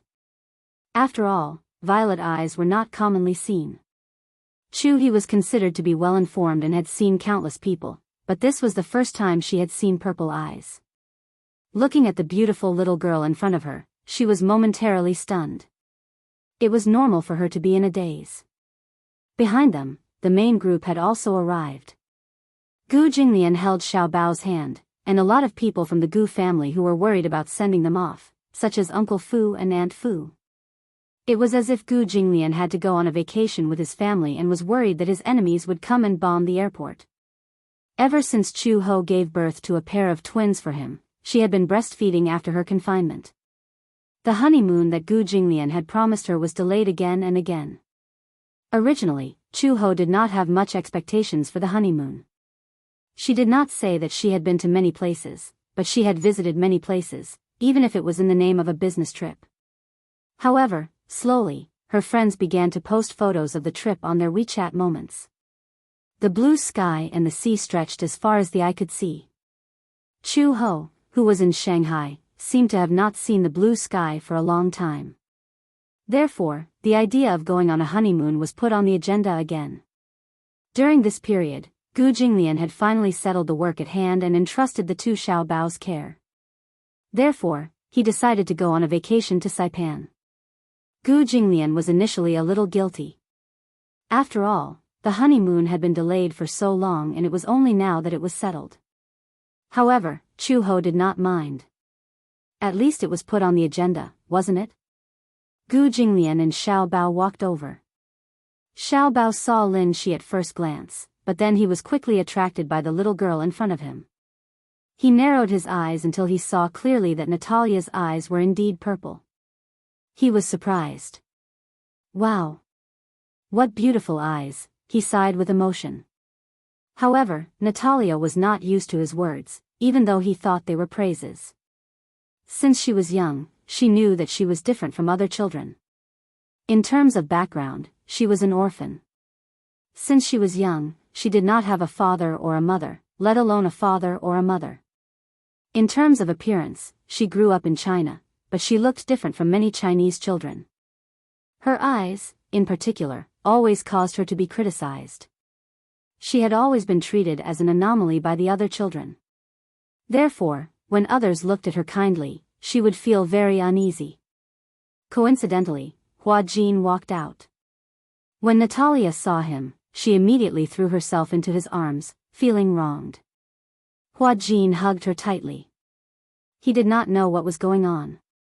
When he looked up, he was dumbfounded. Gu. President Gu. Chapter 4166. He was shocked. He didn't expect to bump into Gu Jinglian at the airport. Gu Jinglian looked at him and then at Natalia, who was in his arms. There was a hint of surprise in his eyes. Is this your daughter? Hua Jin was speechless. Should he admit it? Hua Jin lowered his head to look at Natalia's aggrieved expression. He did not know what was going on, nor did he know if she had been bullied. Hence, he nodded. Yes. Gu Jinglian didn't look surprised when he found out that she was his daughter. Hua Jin squatted down and asked gently, "What's wrong? You don't look happy. Did someone bully you?" Behind him, Gu Linshi immediately explained, "A woman was in a hurry and knocked her down. She left without saying goodbye." "Ah, so that's what happened?" Hua Jin immediately became nervous. "Does it hurt?" Natalia pursed her lips and nodded gently. "Yes, a little. Where does it hurt?" Here. Natalia didn't want to talk about her bruised butt, so she rubbed her elbow. When she fell, she instinctively supported herself. Hence, her elbow was bruised. Hua Jin rolled up her sleeves and scrutinized her seriously. It was bruised. His heart ached. He gently breathed on it but didn't rub it. He only felt at ease after making sure that it wasn't fractured. He couldn't rub it now. Otherwise, a small bruise would expand after being rubbed. Hua Jin carried Natalia and couldn't help but sigh. "You're so strong. You didn't even cry. You're amazing." Natalia pouted. She was obviously unhappy. She hugged Hua Jin's shoulder and said, "I don't want to be here anymore. Okay. Then, let's wait over there, okay?" Natalia nodded. Hua Jin nodded at Gu Jinglian and Chu Ho before he carried Natalia to the departure lounge. Xiao Bao became excited. "Wow! That big sister is so pretty." Lin Shi snorted, "Maybe she's younger than you. But she's so pretty. I see that you keep staring at her, as if you're obsessed with her." Gu Linshi blushed and immediately retorted, "Don't talk nonsense." "Why are you blushing?" Xiao Bao circled him curiously and muttered, "Why are you so shy?" "Ha ha ha." Chu Ho couldn't help but burst into laughter. Lin Shi pouted and looked at Chu Ho. "Mom, can you be a little more reserved? Don't laugh so boldly." "Bold and unrestrained? How is that bold and unrestrained?" Chu Ho glanced at him. "Xiao Bao is right. You did keep staring at that little sister. Have you fallen in love with her?" Even Chu Ho was teasing him. Gu Linshi turned his face away and pretended to be dead. "Don't play dead." Chu Ho egged him on. "If you like a girl, don't let go of the chance. It just so happens that your dad knows that uncle." Gu Linshi's face turned even redder. "Don't talk nonsense. I'm just surprised that her eyes are purple. I've never seen such beautiful eyes." Chu Ho agreed when he heard this. Indeed, that girl's eyes are really beautiful. Chapter 4167. Purple eyes are indeed rare. At least, I've never seen one before. Gu Jinglian said. "I just arrived. I thought you were the one who bullied her and made her cry." Gu Linshi disagreed. Why would I bully a girl? Although Linshi was young, he had his own set of philosophies. One of them was that boys should never bully girls. Therefore, he would never bully other girls. Gu Jinglian said to Chu Ho, "Wait here for me. I'll go and get the boarding pass done." "Okay." Chu Ho chuckled. Gu Jinglian had to do everything himself now. Mu Yaja and Yun Shishir finally arrived at the last moment of the check-in process. When they finally boarded the plane and entered the first-class cabin, Mu Yaja was surprised to find that the first-class cabin was full of familiar faces. The first-class cabin was divided into two sides. On the left side were Mu Yaja, Yun Shishir, Yu Yu, Yueyao, Xiao Chen, and Lisa. On the other hand, Gu Jinglian's family of four occupied the seats on the other side. The two families were separated by an aisle. When Mu Yaja boarded the plane, he saw Gu Jinglian and Chu Ho staring at them. "It's you? It's you?" He didn't expect to meet him here. Gu Jinglian raised his eyebrows and sized up Mu Yaja. He snorted coldly. "Where are you going?" Mu Yaja said, "Saipan." Gu Jinglian was speechless. Mu Yaja found it interesting. "Which hotel are you staying at?" "Where are you staying?" "Siren's Hotel." They said it almost in unison. Gu Jinglian's expression was obviously very awkward. The corner of his mouth twitched slightly, and he snorted coldly. "What a coincidence. Are you on your honeymoon?" "Yes." Mu Yaja nodded and didn't pay too much attention to him. He carried Yue out to the seat, and then began to urge the little guys to fasten their seatbelts. As the parent of 4 children, Mu Yaja was very busy. Yin Shishir, on the other hand, was sitting on a chair and eating the fruit salad that Mu Yaja had bought for her at the airport. The Siren's Hotel was the most luxurious hotel in Saipan. The hotel provided seaside vacation villas. Each villa faced the sea and had a large private sea area. Living in such a villa could be said to be looking forward to a perfect vacation. However, the cost of a perfect vacation was not discounted. The cost of this villa was about 500,000 yuan per night. Mu Yaja booked a villa by the sea so that he could have a quiet vacation. On the other hand, Mu Yaja didn't expect that Gu Jinglian would book a villa next to him. It was also a villa by the sea. He didn't expect to be neighbors on vacation. Mu Yaja lifted the curtains of the floor-to-ceiling window of the master suite, opened the window, and walked out to the balcony. He happened to see Gu Jinglian leaning against the railing and smoking on the balcony opposite. The two men looked at each other silently again. Obviously, they didn't expect that they would book a villa next door to the hotel for their vacation. It was simply, like a ghost that won't go away. Like a ghost that won't go away. The two men said almost at the same time. Then, as soon as they finished speaking, they stared at each other with disdain. Gu Jinglian put out the cigarette butt and turned to enter the room. Chapter 4168. This guy was really extraordinarily difficult to deal with. They had just gotten off the plane and everyone was very tired. Moreover, they were still jet-lagged. Hence, the 4 little brats were extremely sleepy when they checked into the hotel. After Yun Shishir coaxed them into bed, she finally had some time alone with Mu Yaja. Mu Yaja used the rest of his energy to spend a sweet night with her. After that, the two of them hugged each other contentedly and fell asleep. Meanwhile, in the villa next door, Chu Ho and Gu Jinglian had extraordinary energy. Chu Ho had just checked into the hotel when Xiao Bao complained that he was sleepy. Due to the time difference in the country, it was already late at night when they arrived at the hotel. Hence, Chu Ho coaxed Xiao Bao to sleep. Lin Shi, on the other hand, was able to adapt to the time difference. Hence, Chu Ho and Gu Jinglian took Lin Shi to the beach for a walk. Stepping on the fine sand and kicking the waves, Chu Ho held Gu Jinglian's hand and enjoyed a rare moment of peace. Ever since she gave birth to the twins, Chu Ho felt that she was almost squeezed dry by the 2 little brats during the breastfeeding period. Ordinary people would not understand the torment of the breastfeeding period. Even after the breastfeeding period, the children still needed someone to accompany them. They would always wake up crying every day and it was torturous. She loved and hated these two little brats at the same time. She loved them because they were her biological children after all. As a mother, how could she not love them? She hated them because Chu-Ho was deeply tortured by these two little crybabies.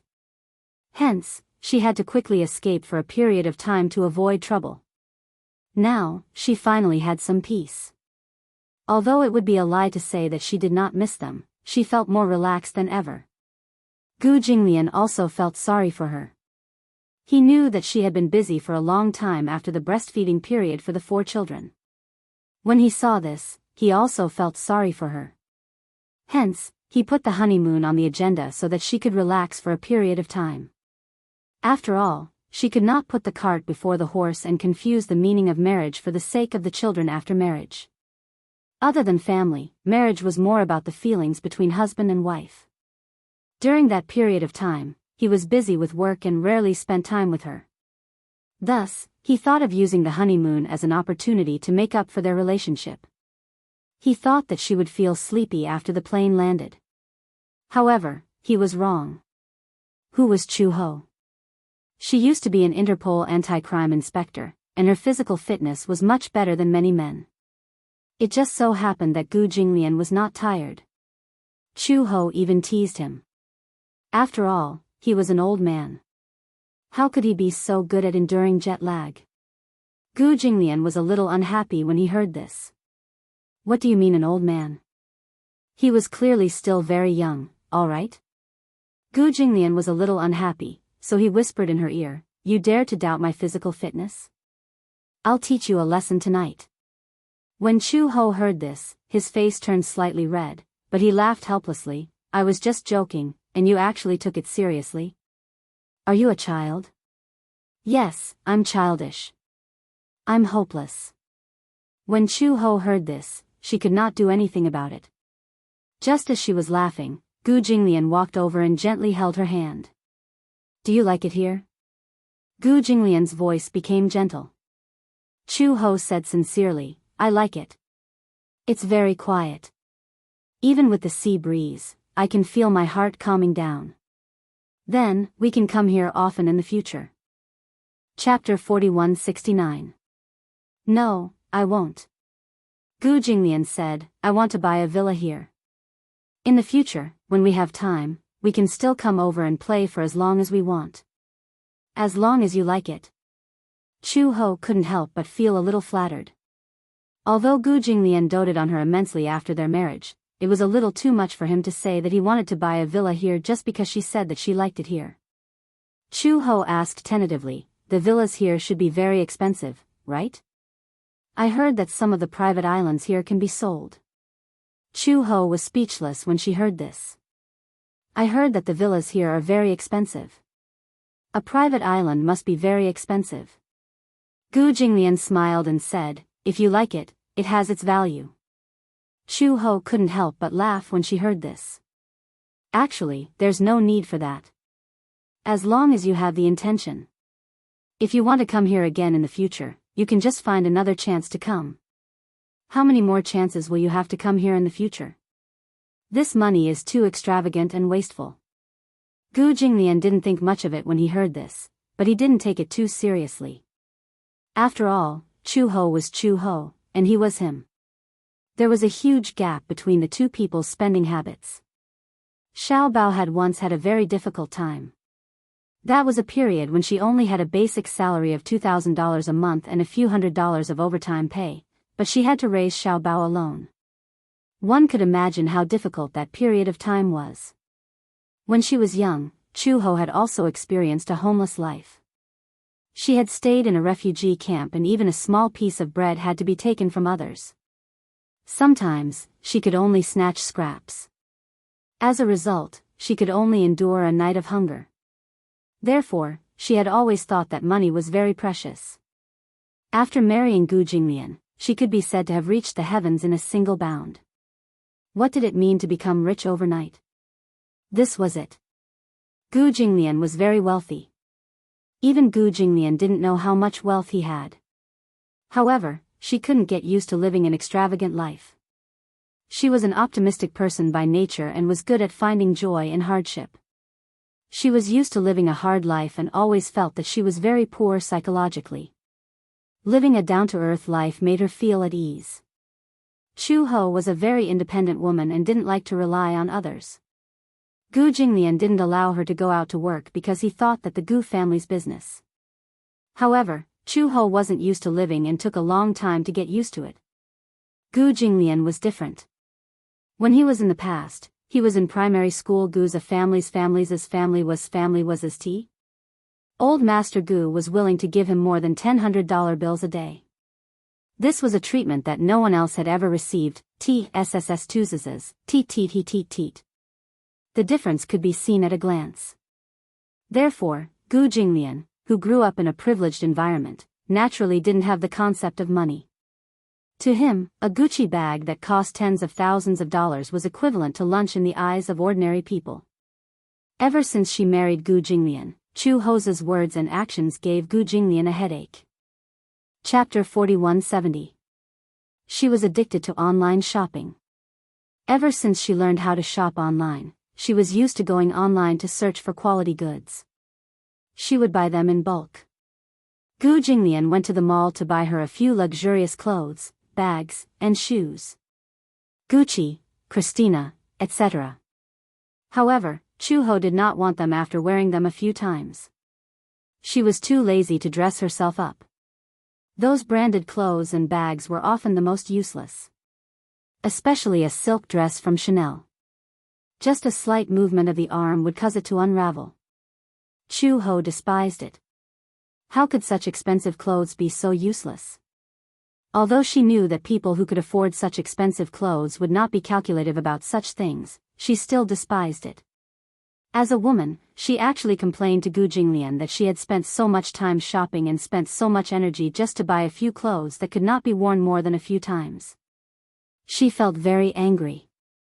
After that, Gu Jinglian did not force her anymore. Since two people were married, they should respect each other. It was basic respect. They respected the concept of consumption. Therefore, after Gu Jinglian and Chu Ho got married, he followed her when it came to the concept of consumption. Even his own concept of consumption was gradually influenced by her. In layman's terms, old Master Gu had become much more down-to-earth. In the past, he did not want luxury goods. Now, when he occasionally received clothes that Chu Ho bought for him online, he would be happy to try them on. If they looked good, he would buy them back. After a while, Gu Jinglian also got used to clothes that cost a few hundred yuan. One had to know that to him, clothes that cost a few hundred yuan were no different from clothes that cost a few cents in the eyes of ordinary people. In short, the huge difference in concept caused by money was very big. Both of them could adapt very well. Gu Jinglian held Chu Ho's hand and walked quietly by the beach. Gu Linshi was originally following behind them. However, when he found something new and pestered them to look at it, he bitterly realized that he had been abandoned. No matter whether he called out to Gu Jinglian or Chu Ho, the two of them acted as if they did not hear him. They only had eyes for each other. They had already forgotten about him, this little third wheel. Gu Linshi also gave up. Forget it. Let the two of them be entangled. After all, she heard that Dad wanted to take this opportunity to revisit the honeymoon period with Mom. He didn't want to get involved. Gu Linshi was smart, so she went back to the hotel alone and called Gu Jinglian, Chu Ho. He was more sensible. He quietly returned to the hotel and even knew to send a text message so that they wouldn't worry. Chu Ho and Gu Jinglian walked for a long time, but they did not seem to notice anything. After walking for a long time, Chu Ho realized that his little tail was gone. He took out his phone and was about to make a call when he received a message from Gu Linshi. Seeing that he had returned to the hotel, Chu Ho's heart was filled with guilt. She had been so focused on walking and chatting with Gu Jinglian that she had forgotten about this guy. Gu Jinglian said helplessly, "It's okay. Linshi is very old. He has his own thoughts. I think he wants to give us more space." On the surface, he said this, but in his heart, he was criticizing this kid. At least he knew what was good for him. Just now, when Linshi called out to him, he heard it but deliberately ignored it. He thought that if this kid knew what he was doing, he would not disturb them anymore. Obviously, this kid knew what he was doing. Chapter 4171. Chu Ho said to Gu Jinglian, "Why don't we go back earlier too? Don't be too late. The children are already awake, but we're still asleep. If the children want to play, we won't have the energy to do so." However, Gu Jinglian said, "Lin Shi is already so old. He'll definitely bring Xiao Bao to play. We might not like the things that children like to play. Why don't we let them play while we go on our honeymoon?" Chu Ho was speechless. So they were really here to make up for their honeymoon? Chu Ho muttered, "Don't tell me, you didn't want to bring them along in the first place?" Humph! At the mention of this, Gu Jinglian was very displeased. He didn't even mention this to Lin Shi and Xiao Bao. It was Chu Ho who had spoken out of turn and told Lin Shi. Lin Shi thought that Gu Jinglian wanted them to go on a vacation together, so he told Xiao Bao excitedly. In the end, Gu Jinglian happened to see that the two of them had already started to pack their luggage in full swing. What else could he say? He could only suppress his anger and pack the two of them up. However, Lin Shi was still considered tactful. On the plane, he took the initiative to take care of Xiao Bao. If anything happened to Xiao Bao, he would take care of it. Gu Jinglian was quite satisfied with this. When they returned to the hotel, Lin Shi was already asleep. Xiao Bao was also sound asleep. Gu Jinglian and Chu Ho were affectionate for a while before they couldn't resist the fatigue and fell asleep. The next day, Gu Jinglian and Chu Ho woke up and walked to the other bedroom to take a look. They found that Lin Shi and Xiao Bao were not there. When they asked about room, the cleaner from Room Clean said that the two children had run to the beach to play volleyball as soon as they woke up. However, the cleaner also mentioned that the 4 children in the other row were also there. The group split into 2 groups and played beach volleyball. Gu Jinglian found it interesting. It had to be said that these 2 guys really knew how to entertain themselves. Seeing that they didn't wake up, Lin Shi took Xiao Bao to play. After Gu Jinglian and Chu Ho ate some food and headed to the beach, they saw Gu Linshi and Xiao Bao standing on an empty beach. Opposite them were Yu and Lisa. The 4 players glared at each other. The ball was in Lin Shi's hands, but Gu Jinglian's eyes were sharp. He could feel that Lin Shi's hands were trembling slightly. Chu Ho also noticed this and walked over worriedly. Lin Shi. When Lin Shi heard this, he turned around. When he saw them, he was a little surprised. "Dad, Mom," as soon as Xiao Bao turned around and saw Chu Ho holding his wrist, he immediately threw himself into her arms, feeling wronged. "Mom." Woo woo woo. The little guy was bluffing and crying, but he didn't cry for real. Although he felt wronged, he wasn't so weak that he would cry. "They're bullying us." Woo woo woo. Bullying? That's impossible. She knew Mu Yaja and Yun Shishir's characters. She had met them a few times before, and she could tell that the couple was very well-mannered. When it came to educating children, they were naturally well-mannered. How could they bully other people's children? Don't listen to his nonsense. Lin Shi sighed and mumbled in a low voice, "They're not bullying us. We can't play as well as others, what's wrong?"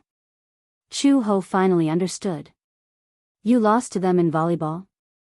Chapter 4172.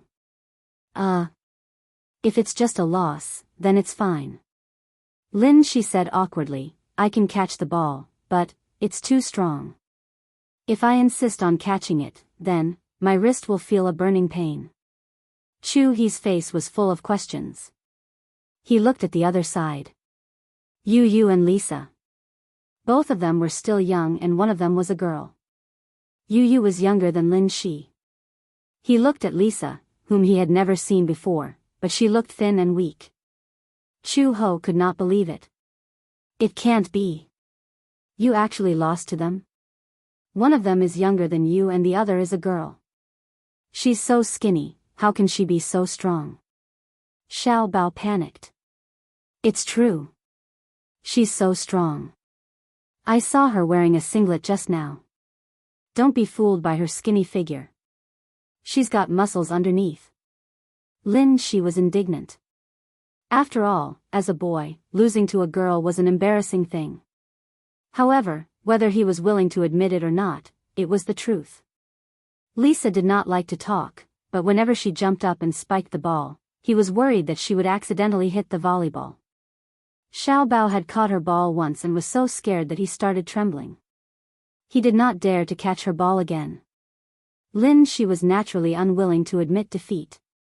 Hence, when it was Lisa's turn to hit the ball, even if he knew that she was strong, he would still try to catch it. When he caught the ball, both his wrists were trembling badly. He was afraid that he would not be able to continue playing. Lisa also realized that Lin Shi would not be able to catch her ball. She felt that it was boring and a little disappointing, so she stopped playing. However, they were halfway through the game and the winner had not been decided yet. Lin Shi refused to admit defeat, nor did he want to admit defeat, so he insisted on continuing. Lisa did not know whether to laugh or cry. She asked him instead, "Can you continue playing?" Lin Shi bit his lip hard and did not speak. At this moment, Gu Jinglian and Chu Ho arrived. To be honest, he probably couldn't continue fighting. Otherwise, his wrist would definitely swell up. However, he did not want to lose to a girl. He was a boy, and Lisa was a girl. If he had lost to Yu Yu, it would have been fine. However, he could not accept losing to Lisa. Lisa rubbed her hair helplessly and said seriously, "To be honest, I admit defeat. We can't continue this match. You're injured." So, Lisa casually threw the volleyball to the side and stretched her body. She had only used a third of her strength when she was playing volleyball, but the two kids couldn't take it anymore. Normally, people with great strength wouldn't know how to control their strength even if they wanted to deliberately conserve it. Because for Lisa, she was already cautious enough. Lisa even had the illusion that Lin Shi and Xiao Bao were glass dolls that would break if they were not careful. Lin Shi was unwilling to give up. She pursed her lips and looked unhappy. Chu Ho was a little curious. Why, how terrifying was her strength that even Lin Shi was injured? She suddenly took a step forward and looked at Lisa's back. She smiled and said, "Why don't we play a game?" Lisa came back to her senses and looked at her in surprise. "Why?" "I want to see how strong you are." Lisa's lips twitched when she heard that. Chu Ho hurriedly said, "Don't worry, I just want to learn from you. I'm not seeking revenge, all right." Chapter 4173. The corners of Yu Yu's lips twitched. He could vaguely feel that there was a hint of tension in the volleyball match. Lisa said to him, "Go to one side. I'll have a match with her."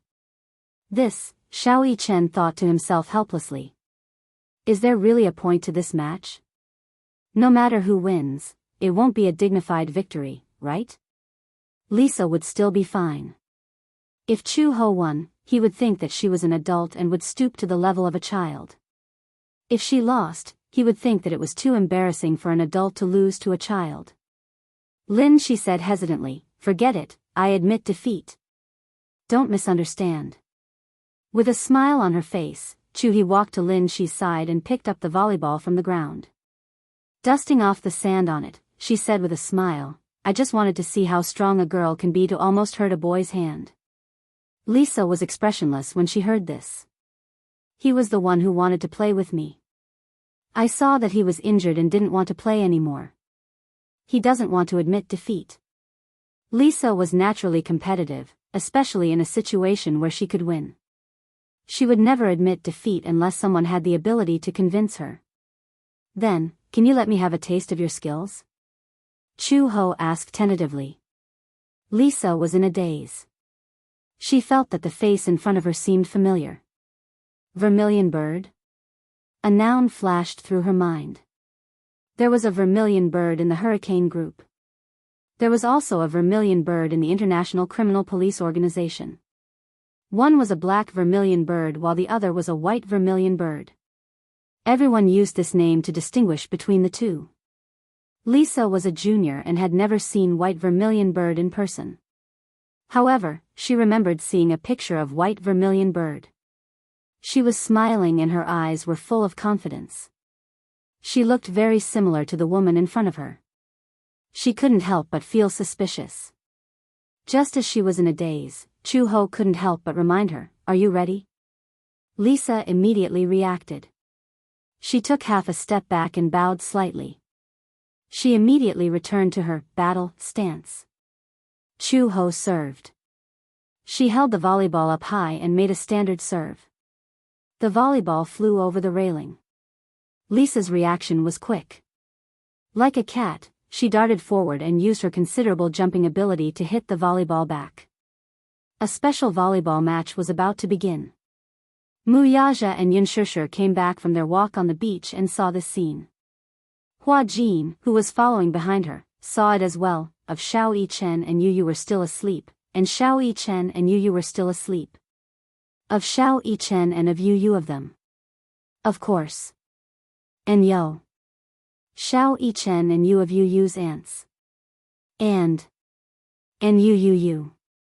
After taking a stroll around the area, they were greeted by such a sight as soon as they returned. Everyone found it a little novel. Xianxia was a little surprised. What are they doing? Volleyball. But Xianxia and Hua Jin stared blankly at the two people who were in full swing. The sound of the volleyball hitting the ball was shocking. This volleyball is too scary. Wuxia thought it was interesting. Let's go and take a look. The group walked to the side. Xiao Yichen noticed them. Wuxia gestured for him to keep quiet and watched silently. Chu-ho and Lisa were evenly matched. One was a former Interpol officer, while the other was the youngest mercenary in Mercenary Paradise. Both of them were terrifyingly strong. Chapter 4174. Chu-ho, in particular, was shocked. Before she had experienced the match, she could already imagine that Lisa's strength was not weak. Otherwise, Lin Shi's wrist would not have been so injured.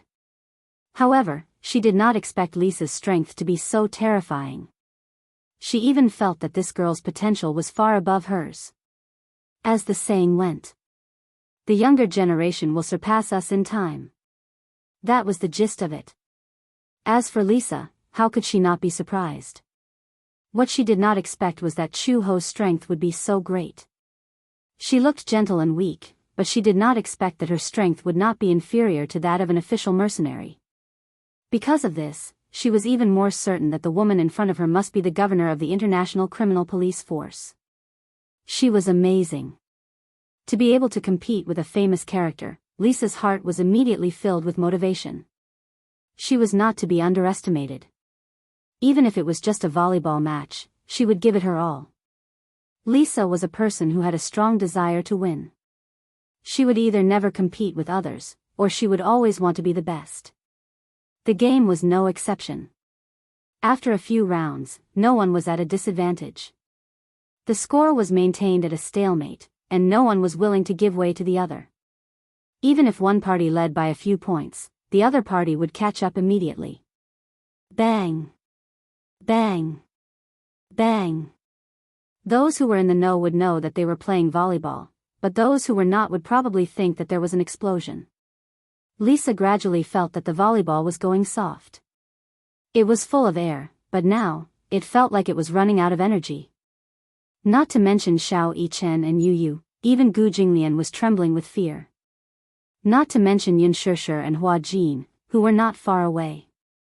Hua Jin asked meekly, if they play like this, will they break their hands?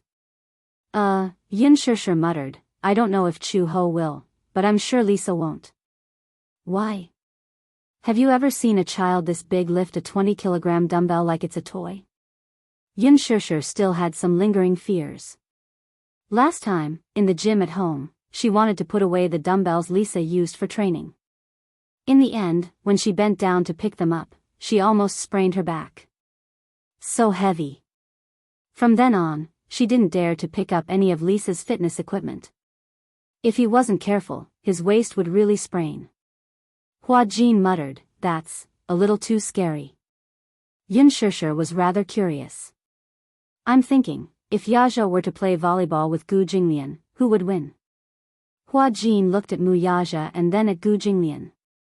He said weakly, brother-in-law is definitely the best. Oh, do you think so too? Mu Yaja could tell that Hua Jin's survival instincts were playing tricks on him. Hua Jin immediately expressed his sincerity. Of course. I really believe so. Mu Yaja couldn't help but laugh. He said calmly, I've never played with Gu Jinglian before, but I don't think he's afraid of me. The match had been going on for half an hour. Lisa and Chu Ho were gradually showing signs of fatigue. After such a long time of exhaustion, their bodies were made of flesh and blood, not metal. Their stamina was depleted very quickly. Xiao Yichen stopped the match. At this stage of the match, it was obvious who would win and who would lose. Although the scores were about the same, Chu Ho's stamina was obviously running out. Chapter 4175. When Chu Ho heard this, he was indignant, but he still stopped the match. It had to be said that Lisa's stamina was amazing. Before the match, she had already played half the match and had not rested in between. It was not easy for her to fight like this. Xiao Yichen had just walked to Lisa's side when Gu Jinglian suddenly said, Why don't we have a match? Huh? Xiao Yichen looked around him and confirmed that Gu Jinglian was challenging him to a match. He was dumbfounded. Are you serious? When Gu Jinglian heard this, he said, Are you scared? No, Xiao Yichen furrowed his brows in embarrassment and said, I'm afraid that you'll lose face if you lose to me. Gu Jinglian's face immediately turned pale. Pfft, when Chu Ho heard this, he was overjoyed. Ha ha ha. This sentence sounded arrogant, but Xiao Yichen looked really embarrassed, as if he was really worried that Gu Jinglian would lose face if he lost to him. Gu Jinglian was speechless and said, How can you be so sure that I'll lose to you? Because, it's true, Xiao Yichen said hesitantly, I don't know how to fix a match. Yu said solemnly, if Xiao Yichen plays, the volleyball will probably explode. Lisa nodded as well. The three children looked at Gu Jinglian sincerely, as if they were thinking about him. When he said this, Gu Jinglian felt very awkward. He was a grown man, yet he had to let a child go easy on him. He said angrily, You don't have to go easy on me. I might not lose if I play against you. This isn't a good idea. Xiao Yichen scratched his head in embarrassment and said, You really can't beat me. If I hurt you, Daddy will say that I'm causing trouble again. He did not know that Mu Yaja was standing not far away. When Mu Yaja heard his son say that, he secretly said, It's okay, Daddy won't scold you. Trample on him. Xianxia glanced at her man coldly. Why did he become so childish at this time? Gu Jinglian was unwilling to give up. He felt that he was being looked down upon by these three children, so he insisted on having a go. Let's just play one round then. In the worst-case scenario, he would not use as much force. Xiao Yichen picked up the ball and served it casually. Gu Jinglian was displeased when he saw that Xiao Yichen did not receive the ball. Are you looking down on me? No, I was afraid that you wouldn't be able to connect it. Gu Jinglian's lips twitched again. Play well for me. As he spoke, he served a powerful ball. When Xiao Yichen saw that Gu Jinglian was serious, he quickly became serious. He rushed forward, jumped up, and spiked the ball beautifully. He immediately hooked the ball into the net. Gu Jinglian rushed forward and saved the ball. The two of them gradually got into a heated match. Yu muttered speechlessly at the side, Why is he acting like a child when he's already an adult? Lisa panted for a moment before she finally managed to catch her breath. Chu Ho, who was beside her, was so tired that she squatted on the ground. She had not exercised so much in a long time. Her heartbeat could not keep up and she was perspiring all over. However, she truly felt that Lisa's skills were formidable. What was even more impressive was that this little girl already had such terrifying strength at such a young age. It was obvious that she had received professional training. She was young, but her skills were not yet mature. How scary. Chapter 4176. Just as everyone was engrossed in watching the match, Xiao Yichen jumped and spiked the ball. Gu Jinglian reached out to catch the ball, but at that moment, he felt a spark of electricity and he couldn't help but withdraw his hand. This was the body's self-defense mechanism. No matter how strong the ball was, if he were to receive it, he would probably dislocate his shoulder or break his bones. The body had a self-defense mechanism. Gu Jinglian instinctively felt that there was no way he could receive the ball, so he instinctively withdrew his hand. The ball immediately bounced onto the cement beside him. There was a loud bang, followed by the sound of an explosion. The volleyball rolled onto the sand, but it was obviously deflated. It exploded. This was the first time Chu Ho had seen the ball explode from a child. He was stunned. Gu Jinglian was also stunned. He knew that Xiao Yichen was very good and strong, but he had never imagined that Xiao Yichen's strength was so terrifying. Yun Shishir and Hua Jin were also stunned. The whole world seemed to have returned to silence. Xiao Yichen looked at the broken volleyball regretfully. His gaze fell on Gu Jinglian, but he saw that the man was still standing there expressionlessly. He only harumphed and said, "Not bad, I lost." Wow, Xiao Yichen stared at the man in front of him in disbelief. He had never thought that Gu Jinglian would admit defeat. Only Chu Ho and Yu Yu saw that Gu Jinglian's hand, which was hidden behind his back, was trembling slightly. His wrist was obviously swollen. Chu Ho walked over and carefully probed. "Your hand is swollen." Gu Jinglian glanced at him. "Give me some face." This man. At such a critical moment, he was still thinking about face. However, on second thought, it was human nature. Although he admitted defeat, he couldn't let the other party feel that he had lost too badly. A 1.8-meter tall man playing volleyball with a child's size ended up straining his wrist. He would feel embarrassed if he told others about it. Gu Jinglian wanted to save face. "You should be okay, right? It's just swollen." "It's fine." "Xiao Yichen, can you?" Lisa looked dejectedly at the ball that was slowly deflating. "Can't you hit it more gently? My only volleyball is broken. What am I going to play in the future?" Xiao Yichen said angrily, "Buy more." "That's easy for you to say. Do they sell volleyball on this island?" "Yes," Yu Yu said. "There's a convenience store near the hotel that sells beach volleyball." Xiao Yichen said embarrassedly, "Lisa, don't be angry. I'll compensate you." Xiao Yichen patiently coaxed Lisa while Gu Jinglian and Chu Ho exchanged glances. Were these two children the reincarnation of monsters? So strong? They were too violent. It had to be said that Xiao Yichen and Lisa were inexplicably compatible. They were equally violent and had monstrous strength. Chu Ho and Gu Jinglian respectively experienced the terrifying strength of the two children. Then, they looked at Xiao Bao, who was stunned. Chu Ho didn't know whether to laugh or cry. Xiao Bao had already seen what was going on. Meanwhile, Lin Shi's mind was almost stuck as he watched the scene unfold. Fortunately, he had withdrawn from the game in time. He also had reason to believe that Lisa had really given in when they were fighting. Otherwise, he would have lost even more miserably. Even though he was unwilling to admit defeat, he had to admit defeat. Chapter 4177. Of course, they could not play volleyball. It happened to be dinner time, so Gu Jinglian booked a candlelight dinner and planned to relive the sweetness of their marriage with Chu Ho. At dusk, the beach, the setting sun, the candlelight, and the classic foie gras filet mignon, quietly waited for the arrival of the night. Such a scene was very beautiful just by imagining it. Gu Jinglian had put a lot of thought into this trip. Since they were on vacation, they had to do everything perfectly. He was a perfectionist. Therefore, as long as he wanted to do something well, there was no excuse or reason why he couldn't do it well.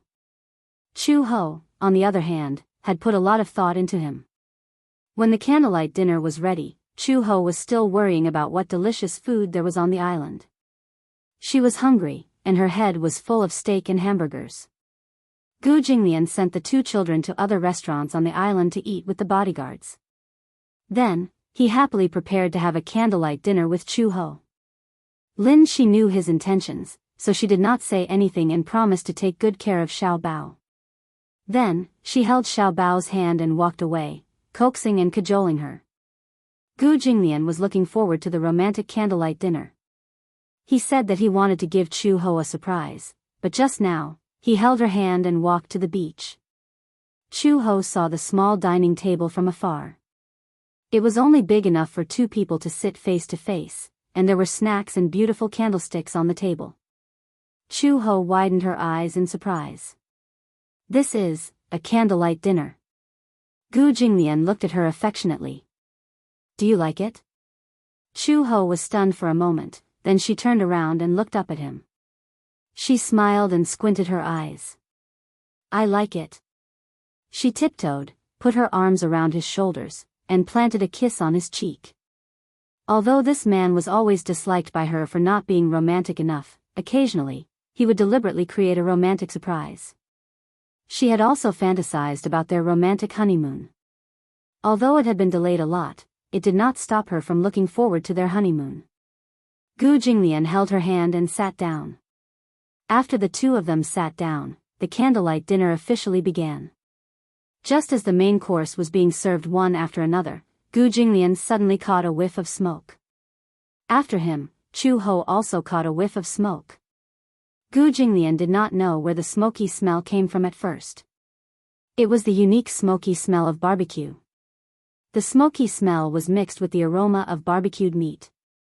He frowned slightly and looked in the direction of the smoke, only to find that there was a nervous voice coming from the courtyard that was only a wall away from his villa. No, it's too hot. It's burnt. It seems to be on fire. From the voice, it seemed to be Yun Shishir's voice. Then, Xiao Yichen and Lisa's voices could be heard. I told you that you put too much oil on it, but you didn't believe me. It's easy to catch fire like this. Oh no, it's burnt. It's probably inedible. Throw it aside. Sob, my chicken skewers, you still have the nerve to sob. If you didn't put so much oil on it, who would be burnt? It's my first time barbecuing. Gu Jinglian was speechless. These guys were actually barbecuing at the seaside? Moreover, this group of fellows actually made the smoke so big that it spread to the walls of his courtyard. He was eating Western food. They were getting married. The barbecue next door was a mess. Chapter 4178. Gu Jinglian was so angry that he was about to explode. Chu Ho also knew that the smell of smoke was probably coming from next door. It seemed that she could also vaguely smell the oysters. She was a little hungry, but when she realized that Gu Jinglian was looking at her meaningfully, she immediately smiled and said, "It's okay. We'll eat our food. It won't affect us." It won't affect us? Gu Jinglian narrowed his eyes and was a little unhappy. The smell of their smoke had already drifted to his nose. How could this not affect them? Were they deliberately causing trouble? Gu Jinglian's expression became more and more ugly. When Chu Ho saw this, she said helplessly, "Don't spoil the mood. I think the atmosphere of barbecued barbecue is quite good." Oh. Then you think that a candlelight dinner is not as good as a barbecued barbecue? Chu Ho simply remained silent. It was obvious that Gu Jinglian's rare good mood had been ruined by the smell of smoke. It felt like Gu Jinglian and Mu Yazha were two men eyeing each other covetously. After all, two tigers could not live on the same mountain. Chu Ho did not want to cause any trouble, so she carefully comforted him. Don't be angry. I've already felt your intentions. Nothing is absolutely perfect, but Gu Jinglian put down his knife and fork with a livid expression. Chu Ho did not dare to speak.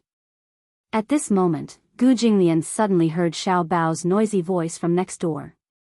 Wow! This is delicious. What is this? This is a scallop.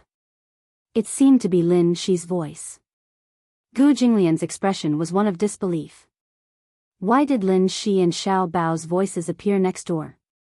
What was going on? Chu Ho was also a little surprised. Didn't you say that Xiao Bao and Lin Shi have already settled down and are going to the restaurant on the island for dinner? Gu Jinglian stood up in confusion and walked towards the source of the sound. When Chu Ho saw him stand up, he immediately got up and followed closely behind.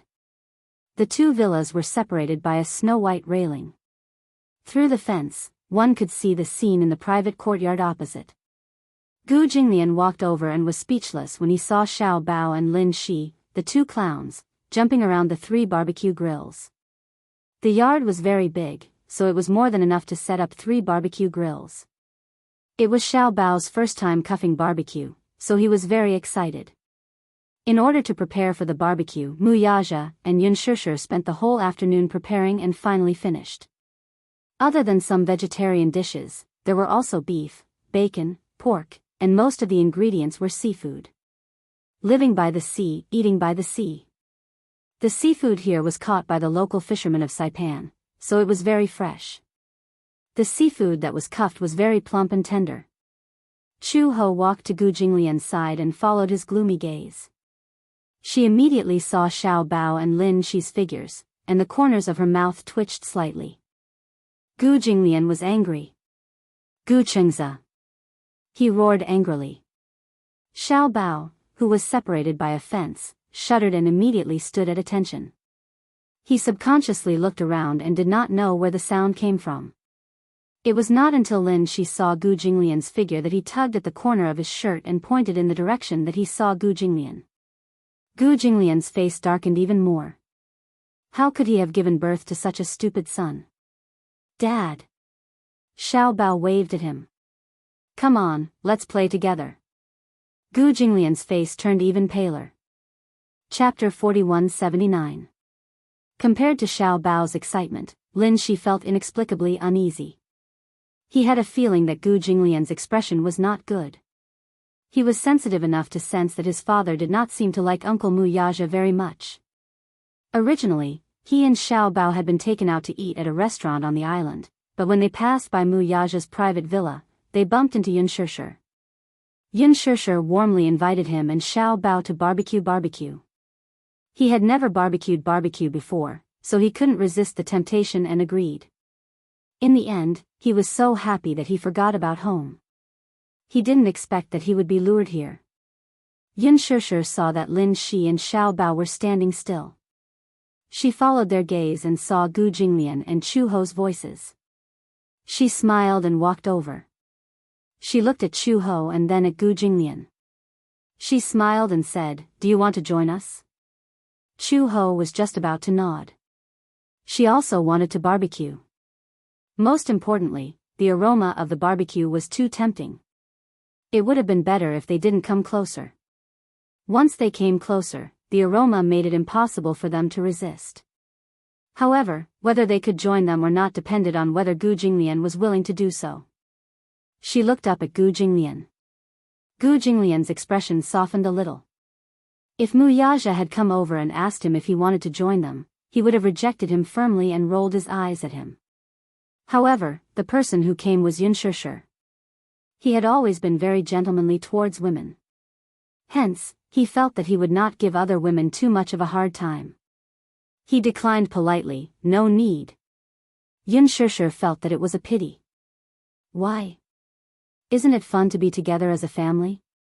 Besides, Xiao Bao and Lin Shi also want to barbecue with you guys. Gu Jinglian's gaze was slightly stunned. He looked at Xiao Bao and Lin Shi, who were not far away, but saw that the two of them couldn't help but cast their hopeful gazes on him. Their faces were full of anticipation. Chu Ho couldn't bear it and sighed. "Let's go together. Xiao Bao and Lin Shi want us to join them." Gu Jinglian and Chu Ho looked at each other and finally bit the bullet and agreed. He and Chu He entered the courtyard. At this time, Yun Shishir had someone set up a barbecue grill. Xiao Bao's him. Gu Jinglian didn't even look at him and reached out his hand to grab him by the ear. Ouch! Xiao Bao furrowed his brows in pain and his shoulders slumped. "Didn't I tell you to eat?" Gu Jinglian snapped, "What are you doing here?" Xiaobao pouted guiltily and said pitifully, I want to eat barbecue. I don't want to eat alone. It's so much fun to have a barbecue with so many people. What do you mean by eating alone? Didn't Lin Shi accompany you? Xiaobao snorted. He doesn't count.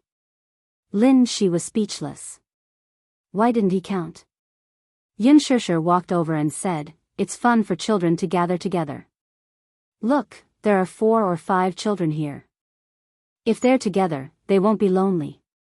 Chu Ho was very touched. His impression of Yunshishir immediately improved. He could tell that Yunshishir really liked children. Her gentleness towards Xiaobao and Lin Shi was definitely not just superficial. Most importantly, she was also very patient with children. Xiaobao also liked Yunshishir very much. Lin Shi also liked her very much. Most importantly, that girl was also there. Lin Shi looked in one direction from time to time. That was where Natalia was standing. Chapter 4180. Natalia stood beside Hua Jin and watched him grill the oysters. She was obviously craving them, but she still pretended to be reserved. For some reason, she vaguely felt that someone was looking at her. Natalia's sixth sense was extremely sharp. She turned her head in surprise and saw Lin Shi's gaze on her. She frowned and opened her mouth, but hesitated to speak. Hua Jin saw that she was absent-minded, but he saw that she was looking somewhere else, so he followed her gaze. He saw that Lin Shi kept looking in her direction. Hua Jin's lips twitched. Why does he keep staring at me? Natalia wasn't used to it. She put her arms around her shoulders. It felt weird to be stared at like this. Hua Jin couldn't help but tease her. Because our Natalia is pretty and boys like her. I don't want him to like me. Natalia awkwardly hid behind Hua Jin. At the same time, Yu, who was standing at the side, also noticed the man's deep and meaningful gaze on Natalia. He frowned slightly and couldn't help but feel a little unhappy. He put down the ingredients in his hand and walked to Lin Shi's side. He purposely knocked Lin Shi's shoulder to the side. Lin Shi came back to his senses and looked at Yu, who had appeared behind him without him noticing. What? What's wrong? Why are you in a daze? Yu glanced at the scallop in his hand. Are your scallops almost burnt? Huh? Gu Linshi quickly lowered his head and looked at the scallop in his hand. Indeed, because it hadn't been taken care of for a long time, it already smelled a little burnt. Oh, no. Gu Linshi quickly put the scallop aside with a pair of tongs, feeling a little lonely. Sigh, it burned again. He couldn't remember how many scallops it was, but it should be the third one. Scallops were really difficult to grill. It was easy to see other people grilling them, but it wasn't easy to grill them yourself. It's burned again. Yunshishir walked over, not knowing whether to laugh or cry. How did it get burnt? Before Gu Linshi could say anything, Yu said coldly, because I was daydreaming. In a daze? Yunshishir laughed and said, if you're in a daze, it's easy to burn. Got it. I'll be more careful next time. Gu Linshi explained, I was distracted and didn't pay attention, so, it's okay. There are many oysters and scallops here. Remember, you can't eat burnt ones. You'll have diarrhea. Yes. Yunshishir walked to the side to check on Xiao Yichen. After Yunshishir left, Gu Linshi looked at Yu strangely. She felt that this guy had an inexplicable hostility in his eyes. Gu Linshi asked hesitantly, what do you want? Nothing. Yu was obviously not friendly to him. It could be said that he was very cold. He turned around and walked away. Gu Linshi didn't know what was going on. He had a feeling that the boy had done it on purpose when he bumped into him earlier. But why would he bump into him for no reason? Gu Linshi couldn't understand. All of this was reflected in Hua Jin's eyes. Pfft, was Yu jealous? Moreover, the way he was jealous was cute. Hua Jin felt an inexplicable sense of accomplishment. Chapter 4181. Chu Ho felt that there was no need to set up a new barbecue grill.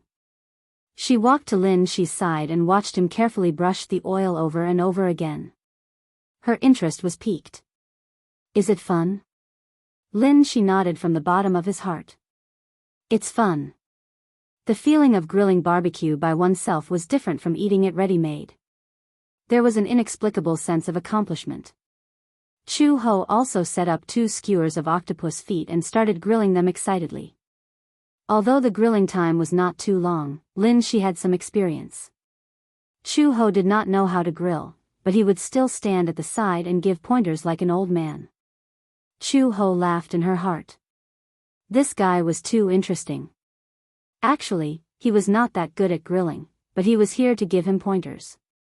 He even acted as if he was good at it. However, Chu Ho was only criticizing him in her heart. On the surface, she showed her admiration for her son. Aya, Lin Shi, you're really good. You've learned how to grill barbecue in such a short time. If we go camping in the future, I'll leave the difficult task of grilling barbecue to you. Gu Linshi smiled. No problem. He patted his chest as he taught Chu Ho how to sprinkle the seasonings. With the addition of cumin, salt, and pepper, a tempting aroma gradually spread. This strange aroma attracted all the little gluttonous bugs. Especially Natalia and Yueyao. The 2 little guys smelled the aroma and surrounded Gu Linshi. The 2 of them were not very tall, so they had to tiptoe to see what he was cuffing. Gu Linshi had steak, oysters, scallops, and meat skewers in his hands. Natalia still had some self-control. However, Yueyao did not have any self-control at all. She just stared at the sizzling meat skewers without blinking. She looked like she was about to drool. Chu Ho looked at Yueyao's silly look and almost laughed. This little loli was really too cute. She stared blankly at Gu Linshi's actions as if she was frozen in place like a statue. Her eyes were dull but full of spirit, and her saliva was about to overflow from the corner of her mouth. However, although he looked silly, he was extremely adorable. She looked like a cute little penguin. Her small mouth was like a cherry, but it also seemed like it was made of sweet glutinous rice flour.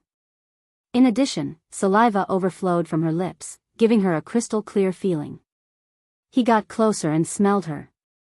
There was a milky fragrance on her body. It was the most typical smell of a child. Chu Ho squatted in front of her and gently pulled her little hand. However, Yueyao didn't seem to be very cooperative. He even put his hands behind his back, as if he didn't want her to touch him. His eyes were still locked on Gu Linshi's body, full of yearning. Chu Ho couldn't help but ask Gu Linshi, "Are you done? I've been staring at you for a long time." Only then did Gu Linshi realize that the little guy was standing beside him. He saw Yueyao staring at him with his mouth slightly open, his eyes full of pleading. Chu Ho rebuked, "Did you just see it? I've been waiting with my mouth open for a long time." Gu Linshi asked, "What do you want to eat?" Yueyao didn't say anything. He opened his mouth and looked at him eagerly. Chapter 4182. For some reason, Gu Linshi suddenly had the urge to play a prank on her. He pretended to pinch a piece of meat, but in reality, there was nothing in his hands. It was just air, and he carefully brought it to Yueyao's mouth. Chu Ho saw this and immediately saw through Gu Linshi's little trick. There was nothing in his hands, but it was as if he was pinching something to feed her. This was obviously a lie. Did he think that Yueyao wouldn't see through it? In the end, Chu Ho was overthinking. Yueyao was only a few years old, so she was stunned by Lin Shi's trick. She saw Lin Shi bring a piece of meat to her mouth, but she didn't see it. She even moved her little mouth away. "It's hot."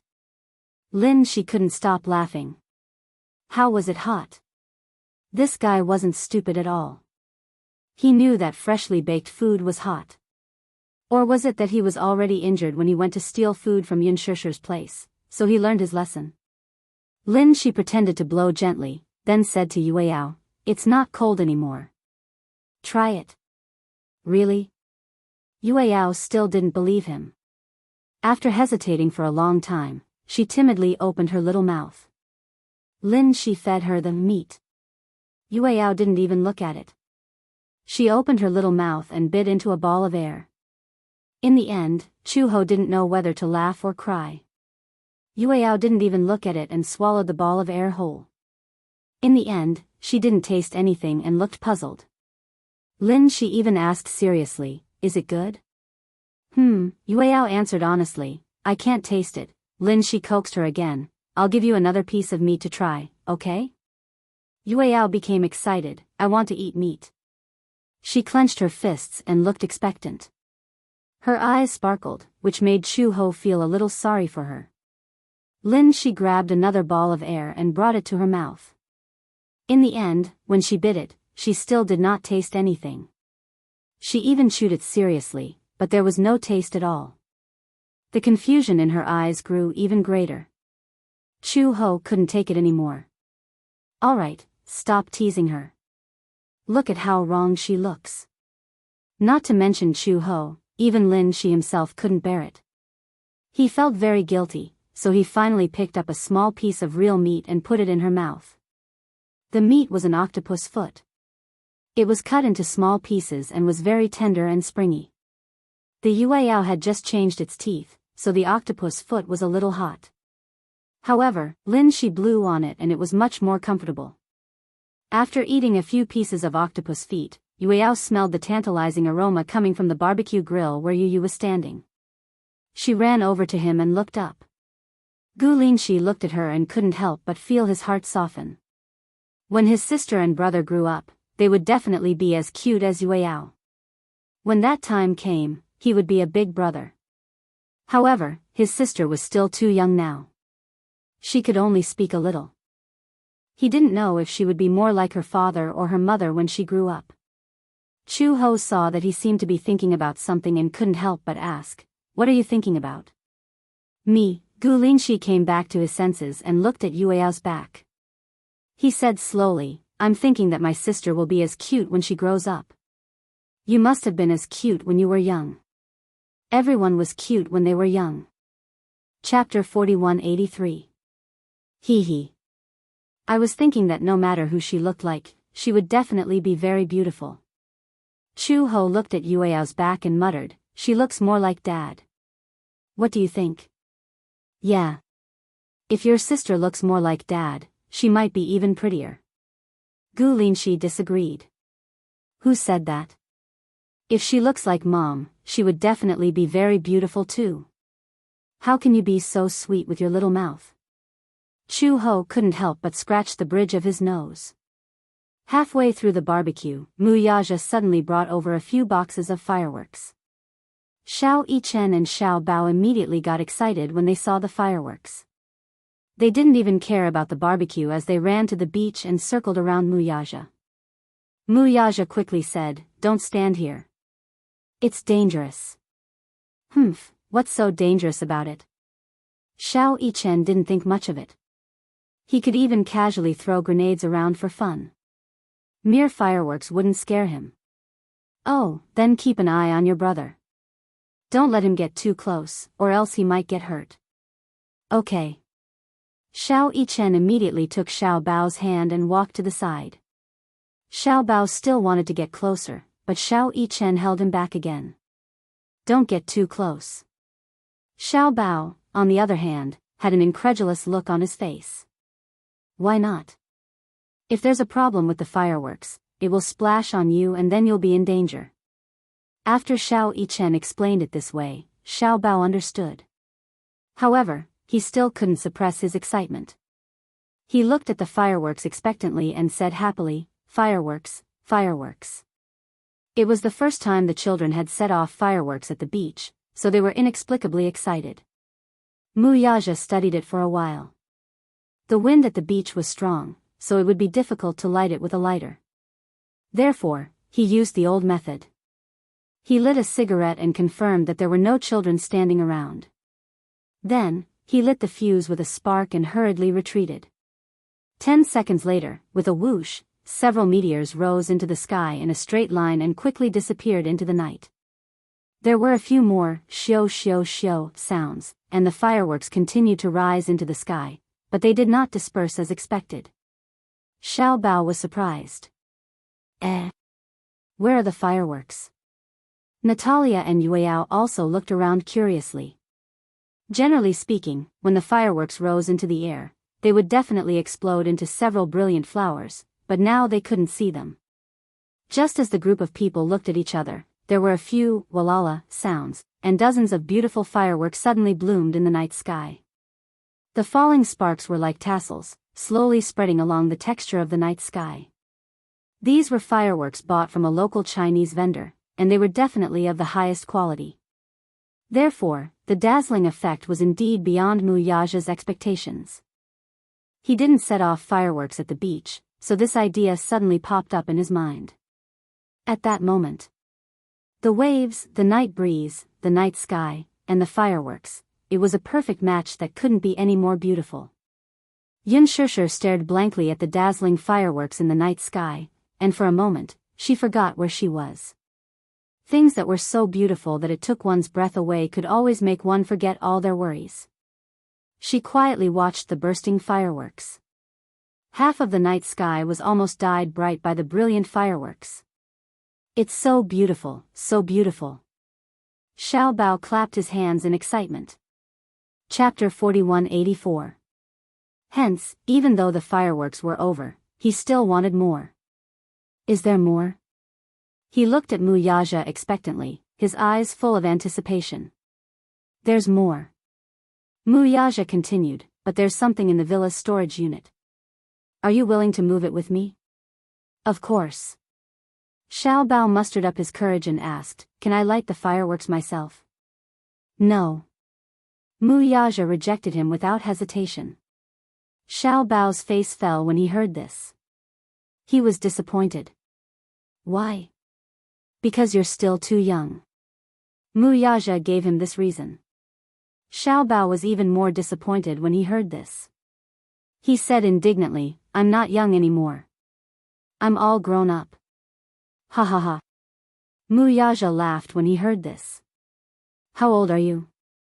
Xiao Bao didn't know how old he was, but he seriously counted with his fingers.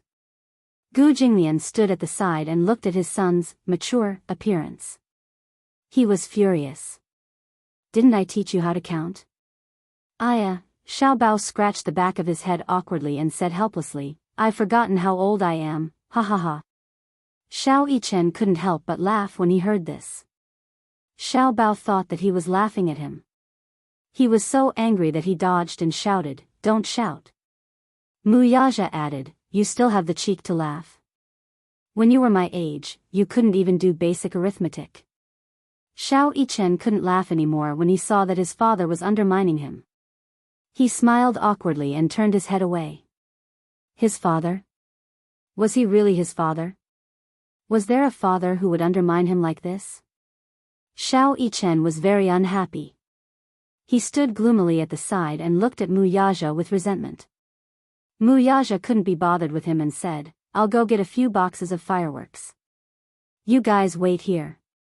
Okay, Mu Yaja went back to the storage unit and brought a few boxes of fireworks over. This time, Xiao Yichen said that he wanted to set them off. Mu Yaja couldn't be at ease with him, so he passed the cigarette but to him and held Xiao Bao's hand as they walked to the side. However, Xiao Bao was unhappy. He pouted and said reluctantly, why can he put it down but I can't play? Little Yichen laughed. I'm older than you, so I can set off fireworks. After hearing him say this, Xiao suddenly had an inexplicable longing. It's good to be older. I want to grow up too. Next to him, a man who had already grown up said faintly, when you grow up, you'll feel that being young is true happiness. Xiao Bao looked at Mu Yaja, who was sighing with emotion, and corrected him seriously, I don't think you've grown up, oh? What's that? You're an elder. Mu Yaja's face froze and turned slightly pale. Ha ha ha ha. Xiao Yichen laughed out loud when he heard this. Daddy, he said you're old. Mu Yaja grunted and didn't deny it. I'm old. He wasn't an immortal who had to go through this path. Move aside. Xiao Yichen warned Xiao Bao. I'm going to set off the fireworks. Don't come near. Oh, Xiao Bao stepped back and looked at him with admiration and envy. He thought that when he grew up, he could set off fireworks like Xiao Yichen. That was great. Chapter 4185. Cheers. Yun Shishir raised her glass and smiled. Her face was slightly red and it was obvious that she was tipsy. She looked at Chu Ho and Gu Jinglian and smiled. Are you guys making up for your honeymoon? You guys have to enjoy yourselves this time. Gu Jinglian smiled and exchanged glances with Chu Ho. Then, he raised his hand and clinked his wine glass against Chu Ho's. Mu Yaja and Hua Jin also raised their wine glasses. With a few clinks, the wine glasses clinked against each other elegantly. For some reason, Gu Jinglian, who was arrogant, would not have put down his pride and sat down to have a drink. However, no one knew what Yun Shishir said to Gu Jinglian when she walked over, but for some reason, Gu Jinglian smiled. Then, they sat down and had a drink together. Hua Jin sighed to himself. Why was Yun Shishir able to make people so happy? Unknowingly, the night gradually darkened. Gu Linshi carried Xiao Bao back to sleep. Natalia and Yueyao were also sleepy. Xiao Yichen carried Yueyao back to sleep. Yu and Natalia also returned to the villa early. The entire beach seemed to be quiet all of a sudden. Only the sound of the sea breeze could be heard. Listening to the sound of the waves crashing against the shore and feeling the gentle sea breeze on their skin, they couldn't help but enjoy it. Yun Shishir said, I haven't enjoyed myself like this in a long time. Chu Ho was puzzled when he heard this. Now that you're not filming, you should have a lot of time to go on vacation. How is that possible? Yun Shishir said helplessly, Yueyao is still young. I don't feel at ease leaving her alone on vacation. Now that she's a little older, I'm afraid that she won't be able to acclimatize to a place so far away. Children her age are very precious to their health. When Chu Ho heard this, he said half-jokingly, most of the children these days are precious. At that time, when we were young, we never had such a good life. Yes. Chu Ho was immersed in his memories. I remember when I was young, the dual family where I was born was in a state of war. There was constant internal strife, and the streets were filled with demonstrations and protests. There were also many military forces exchanging fire. I remember that in order to fill my stomach, I hid from those people, and ate bread from the mud. Some of it was spoiled, but in order to fill my stomach, I did not care so much. Even if he ate like that, he didn't get sick. If he were to eat like that, how could the children of today survive? Yun Shishir did not think much of it, though. I can only say that your physique is good. Everyone's physique is different. In fact, many children in that era died prematurely due to malnutrition or poor soil conditions. It was just that no one knew about it.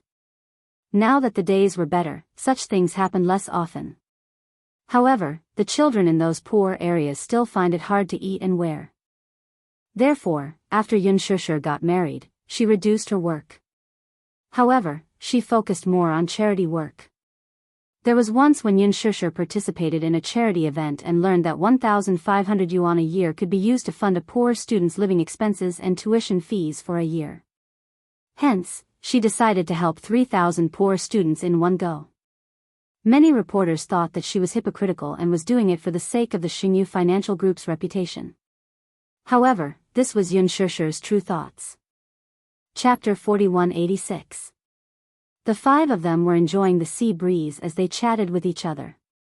There was no deliberate attempt to find topics to talk about or maintain the atmosphere. Everyone was enjoying the sea breeze and quietly enjoying the tranquility of the night. Perhaps this was a vacation in the truest sense of the word. The five of them drank quietly as they enjoyed the sea breeze. They only dispersed when it was very late. Yun Shishir wanted to go paragliding on the sea. Chu Ho wanted to go snorkeling. Hence, the two of them agreed to meet at the beach early the next morning. Hence, Yun Shishir woke up early in the morning excitedly. She applied sunscreen, changed into her swimsuit, and went to the beach. Chu Ho was already there waiting for her. Yin Shishir was surprised that Chu Ho had woken up earlier than her. Chu Ho said, I woke up early in the morning. Why so early? It's my first time watching the sunrise at the beach. Sunrise? When Yin Shishir heard that, she was instantly envious. How could she have forgotten? Yin Shishir said a little reproachfully, why didn't you wake me up? I don't have your cell phone number. If I knocked on your door early in the morning, it would be so awkward if I saw you guys doing morning exercises. Chu Ho was a straightforward person, so he said what he wanted to say. Yin Shishir blushed and said, hey, don't talk nonsense. What's wrong with that? Chu Ho stood up and said, the coach will be here soon. We'll just wait here for a while. Yin Shishir looked at her body. Suddenly, she saw that she was wearing a one-piece swimsuit and was wrapped up tightly. She was a little surprised. You. Why are you wearing so much? Chu Ho said, What's the matter? Is there a problem with the swimsuit? You have such a good figure. Don't you think it's a pity to wear so much? As she said that, Yin Shishir said to Chu Ho, I have another swimsuit. It's new and I haven't worn it before. Do you want to try it? It's okay. Mine is pretty good. Just give it a try. I've never seen you bare your body before. Ignoring Chu Ho's refusal, Yin Shishir took her hand and walked towards the villa. When she returned to the villa, she opened the new packaging in front of Chu Ho and took out a swimsuit. Chu Ho saw that it was a floral design. Broken flower? She hesitated. Yin Shishir nodded. That's right. This one is very feminine. It's very pretty. I really liked them, so I bought a lot of them in one go. Would you like to give it a try? Chu Ho shook his head. No, this dress doesn't suit me. The swimsuit she was wearing was pure black. She only liked this kind of plain style. This kind of floral series felt too girly. Chu Ho shook his head. I don't think it's suitable. As Yin Shishir reached out to lift her clothes, she nagged, you have such a good figure. Wouldn't it be a pity if you don't show it? As she said that, she lifted her clothes. The moment she saw the firm lines of her abdomen, she was shocked. Seeing her expression, Chu Ho also felt uneasy. What's the matter? Oh my God. Is this your vest line? Chu Ho was stunned. I guess so. Didn't you give birth to 3 children? Yeah. Then, Yin Shishir said in a daze, how did you recover so quickly? Chapter 4187. Chu Ho thought for a moment and recalled, I remember that there was always a vest. Even though I was 9 months pregnant, the vest could still be seen very clearly. Yin Shishir asked weakly, do you exercise regularly? No. Then, how did you maintain your figure? Chu Ho said, I don't have much fat or excess flesh on my body, only muscles. Comparisons were odious. Yin Shishir suddenly remembered that she still had a swimsuit. She rummaged through the drawers and finally found the swimsuit that she liked from the bottom of the drawer. It was white and didn't have too many colors. However, it was very simple. However, it was much sexier than the one that Chu Ho was wearing. Try this one. Yin Shishir said with certainty, this one will definitely suit you better than the one you're wearing now. Let's not, don't you trust my taste? Yin Shishir complained, I think this one will definitely suit you. Try it on. Chu Ho couldn't stop her from pestering him. Hence, he took the swimsuit and walked into the room. A few minutes later, the door opened again. When Chu Ho walked out in a swimsuit, Yin Shishir was so shocked that her eyes almost popped out. Oh my God.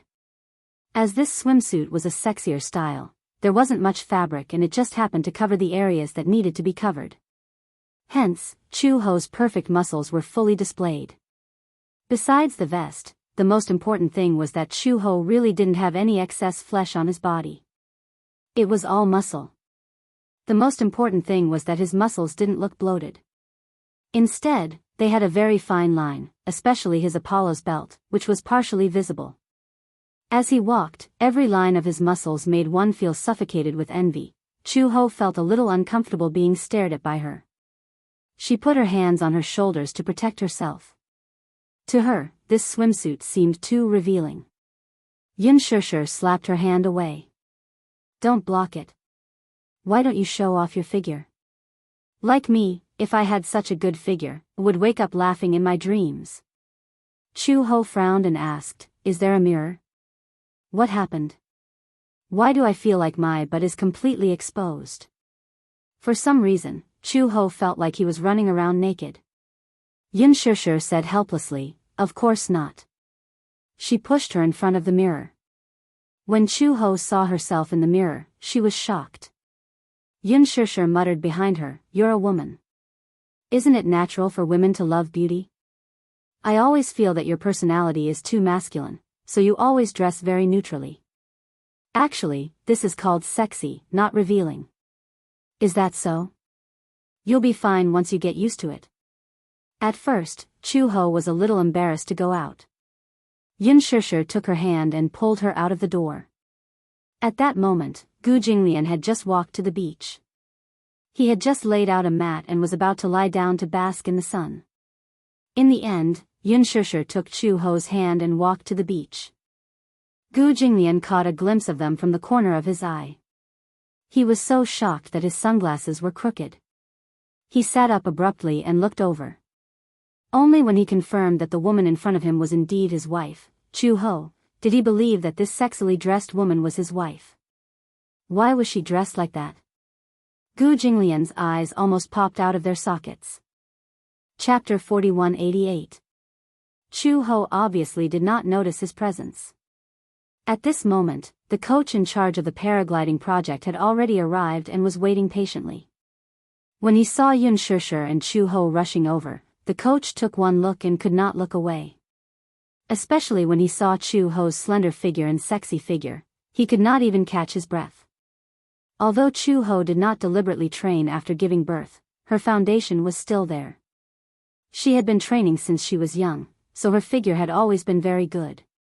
Therefore, even if she did not deliberately train, her figure was definitely much better than those women who trained in the gym. Compared to the intensity of her previous training, the gym was purely child's play. Until Xianxia glared at him. Coach, can we start? Oh. The coach came back to his senses and immediately said in broken Chinese, okay, you're always staring at her. Don't stare a hole in her body. The coach felt even more guilty. However, because of the sun all year round, his tan skin did not show any signs of blushing. Xianxia secretly said to Chu-ho, look, you're dressed so sexy. She can't take her eyes off you. Chu-ho laughed helplessly. She looked at Xianxia and her heart was filled with emotions. Other than Meng Qingxue, she did not seem to have any other female friends. Because she had grown up in a transcendent environment, she had a very masculine personality. She was straightforward and did not stick to the rules. Therefore, it was very difficult for her to get along with delicate female friends. However, Xianxia seemed to get along well with her. Xianxia's personality was very gentle. If one were to use an idiom to describe it, it would probably be that she was the kind of person who was tolerant of everything. No matter what personality someone had, she could always get along well with them. And to meet such a gentle friend, Chu-ho also cherished it very much. The coach asked, who's going first? Chu-ho immediately said, I'll do it. She wasn't sure if the project was safe. Moreover, she could tell that Xianxia was a little scared and guilty because it was a high-altitude project. So, she took the initiative to suggest that she give it a try. The coach took out the safety suit and life jacket and taught Chu-ho how to put them on. Chu-ho was experienced, so he could put them on himself. The coach tied the rope around his body. In order to ensure her safety, Chu-ho grabbed both ends of the rope and struggled with all her might. With the strength of her arms, she could confirm that this rope was truly safe. The coach said, when I tell you to run, start running. Do you understand? Yes, I understand. Chu-ho was well trained, so he answered very well and confidently. The coach held the radio and commanded the yacht to move. The rope was slowly pulled into the sea.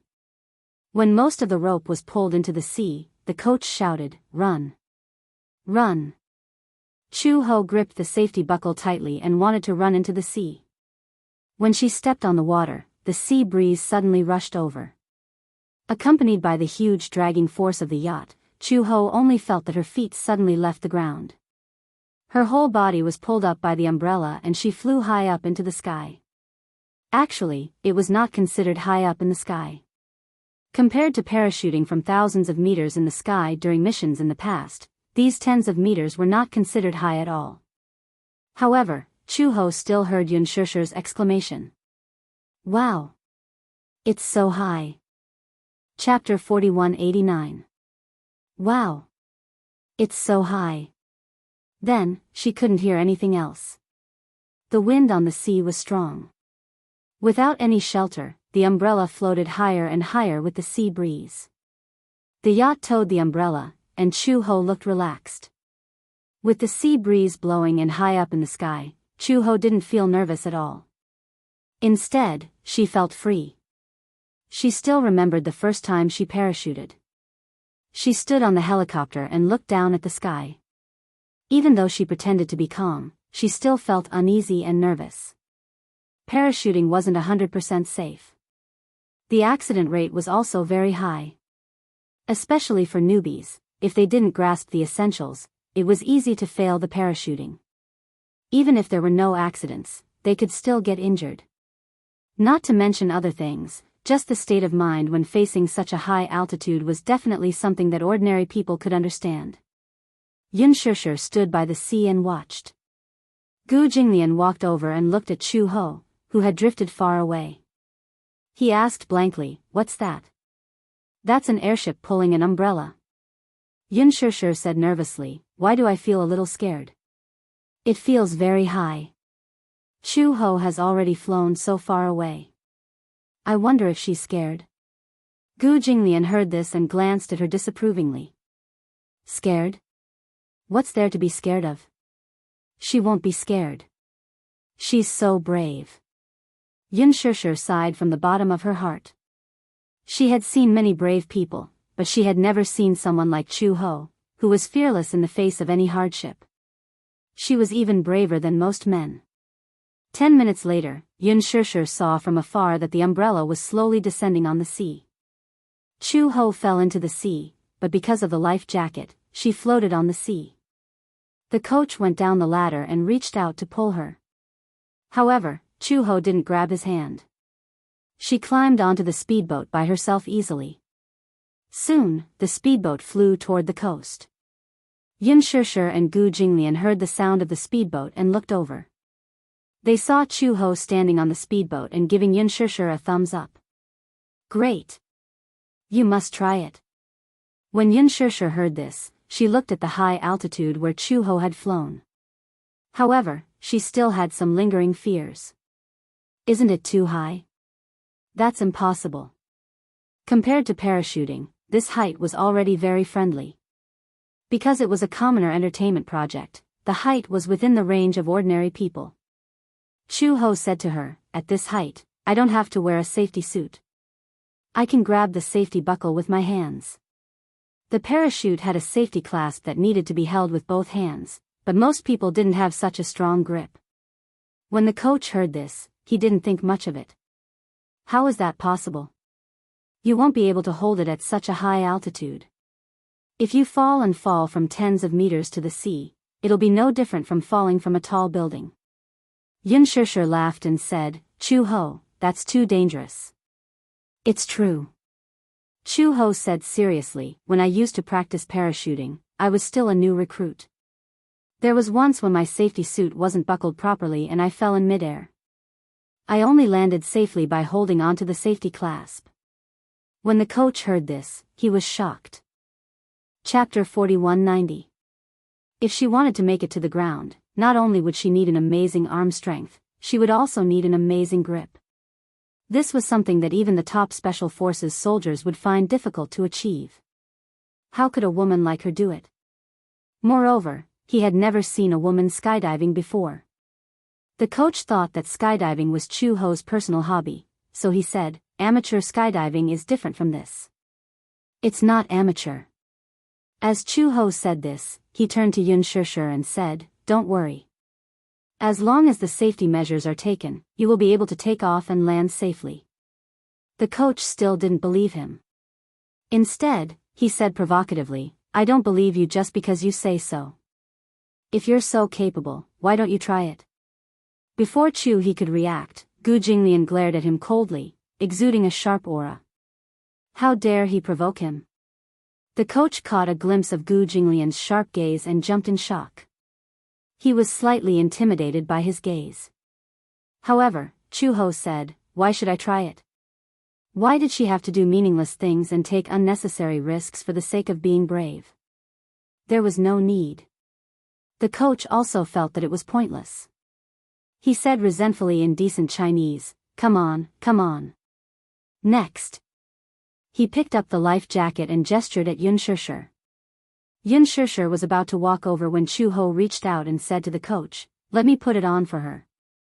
Earlier, the coach had secretly groped Chu Ho's chest when she wasn't paying attention. Fortunately, she reacted in time and blocked his hand. Fortunately, Gu Jinglian didn't see this. Otherwise, this man's hand would have been broken. Chu Ho was worried that Yun Shishir would be taken advantage of, so she snatched the life jacket from his hand and said to Yun Shishir, I'll put it on for you.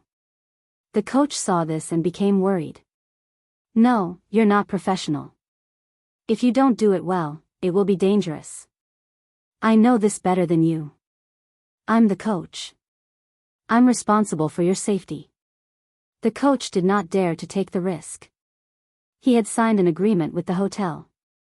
If the tourists who played the game in his hands were in danger, he would face the risk of going to jail. Chu Ho glared at him and said, I said you don't have to be responsible, so you don't have to be responsible. With that, she turned around and said to Yun Shishir, do you believe me or her?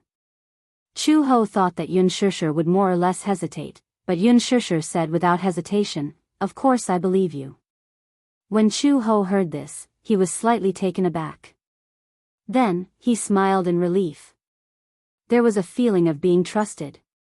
It was a good feeling. The coach was still a little reluctant. He did not know what Chu Ho had done in the past or what he had experienced, so he did not believe him at all. Gu Jinglian, on the other hand, was impatient. He knew that this work was child's play to Chu Ho. Chu Ho was so insistent on taking safety measures for Yun Shishir, so it must be for her safety. Hence, he waved at the coach impatiently and said, I told you to get lost. Don't interfere and stop talking nonsense. The coach was intimidated by Gu Jinglian's authority, so he did not dare to rebut him.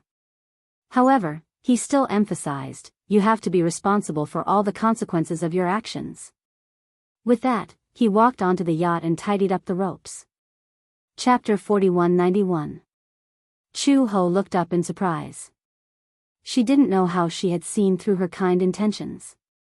Yun Shishir glanced at the coach and said helplessly, I saw him trying to take advantage of you just now, but you blocked him, right? She knew at a glance what Chu Ho was thinking.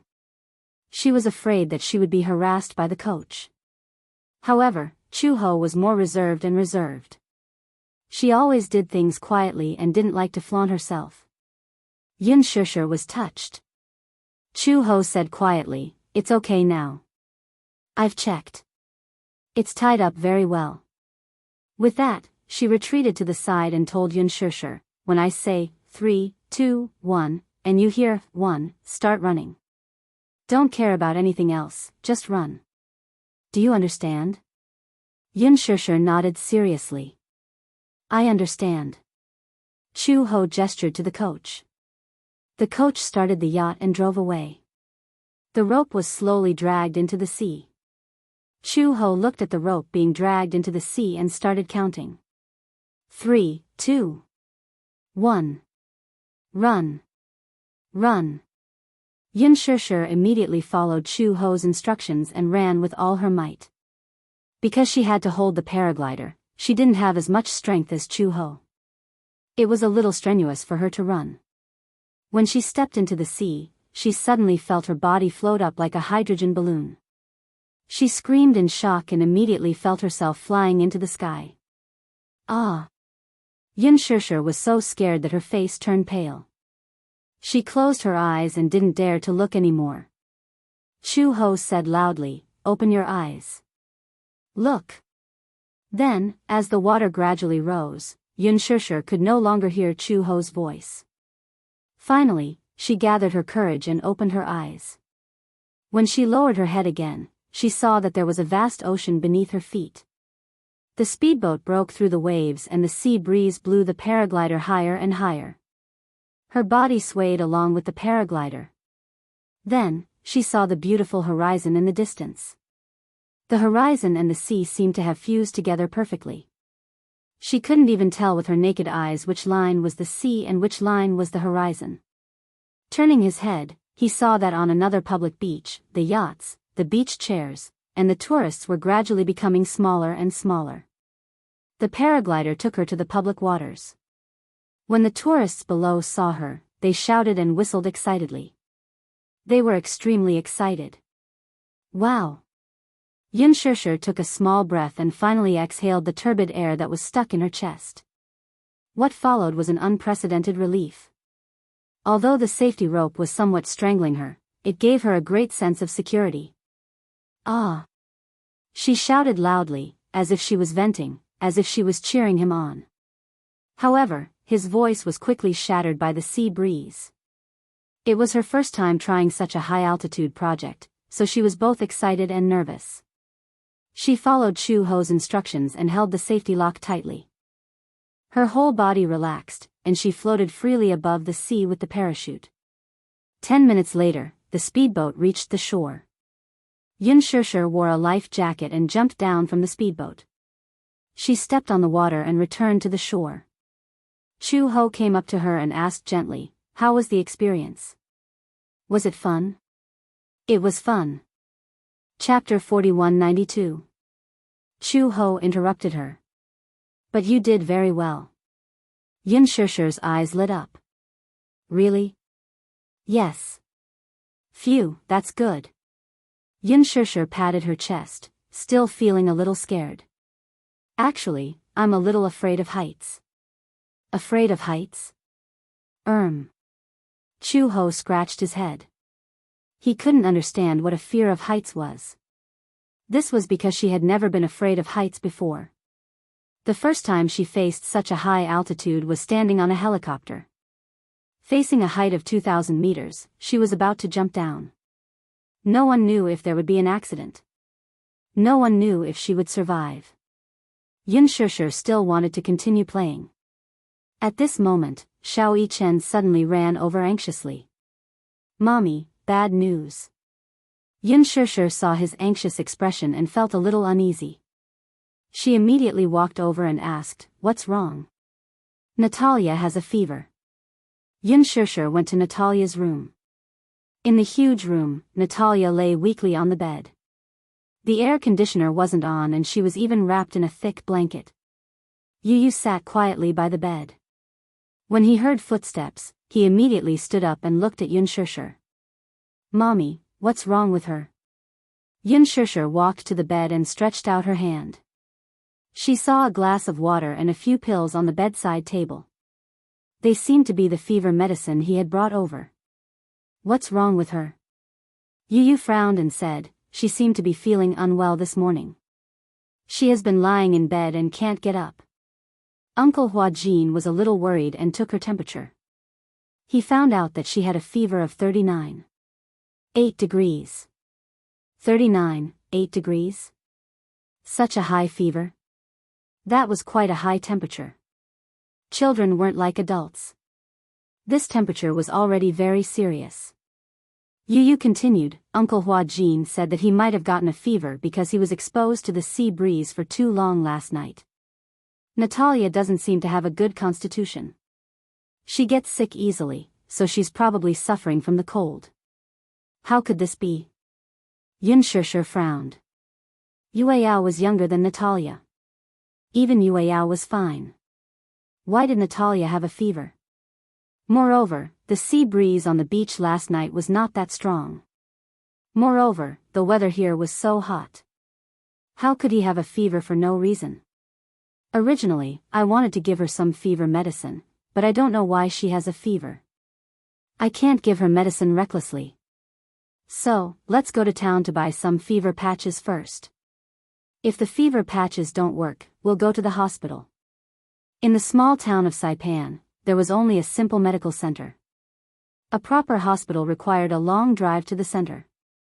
Hua Jin thought that he would first use the fever patch and take some medicine to observe the situation. If he got better, then he wouldn't need to go to the hospital. The hospital was not a good place. Natalia didn't like it. It could even be said that she was repulsed by it. Hua Jin initially wanted to take Natalia to the hospital, but when the groggy Natalia heard that they were going to the hospital, she reluctantly kicked off the blanket in protest. She refused to get out of bed and follow Hua Jin to the hospital. Hence, Hua Jin coaxed her to take her medicine first and put on a fever patch instead of going to the hospital. Only then did she behave herself. Not long after, Hua Jin rushed back with fever patches and fever medicine for children from the medical center. Chapter 4193. He read the manual seriously but couldn't understand it no matter how hard he tried. Yinshirsher panicked when she saw this. She immediately rushed forward and took the medicine box from Hua Jin's hands. She tore off the film of the fever patch and gently placed it on Natalia's forehead. She looked at the manual and took out 2 pills according to the amount. Hua Jin immediately understood. 2 pills at a time. Yeah. Let's take a day's worth of medicine first. Do you want to go to the hospital? Hua Jin was a little worried. Yinshirsher said helplessly, if you go to the hospital, you'll need to make an appointment if it's not a serious illness. I've already made an appointment. If you don't get better by tonight, we'll send you to the hospital. Hua Jin was about to nod when a weak and uneasy voice came from behind them. I don't want to go to the hospital. Hearing this, everyone immediately turned their heads towards the source of the voice, only to see Natalia weakly sitting up from the bed and glaring at them fiercely. I don't want to go to the hospital. Her voice was weak, but her tone was firm. Hua Jin immediately walked to the bedside and hugged her shoulders tenderly. He comforted her, why don't you go to the hospital? We don't need injections, but if you don't feel well, you won't be able to go to the beach to play, right? When she heard that they were going to the beach, Natalia's originally gloomy eyes brightened a little. She looked at Hua Jin expectantly and mumbled, I want to go to the beach to play. When they came, Hua Jin had bought Natalia a cute life buoy and a beautiful swimsuit. He even said that he would take her on a yacht. If she continued to be sick, they wouldn't be able to go to the beach to play. Thus, Natalia started to hesitate. When Yinshirsher saw this, she squatted by the bed and looked at her seriously. She asked curiously, why don't you want to go to the hospital? Natalia was silent for a long time. She turned her face away but didn't want to say anything.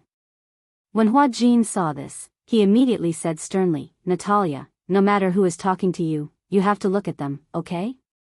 This is respect and courtesy. Yinshirsher smiled helplessly. She's already sick. Why are you still talking about this? Yu Yu and Xiao Yichen looked at each other and immediately walked over. They said worriedly, Natalia, let's go to the hospital. Hurry up and get better, then we can go out to sea and play together. That's right. Didn't we agree to go snorkeling tomorrow? If you're sick, how are you going to go? If it weren't for you, we would be very bored.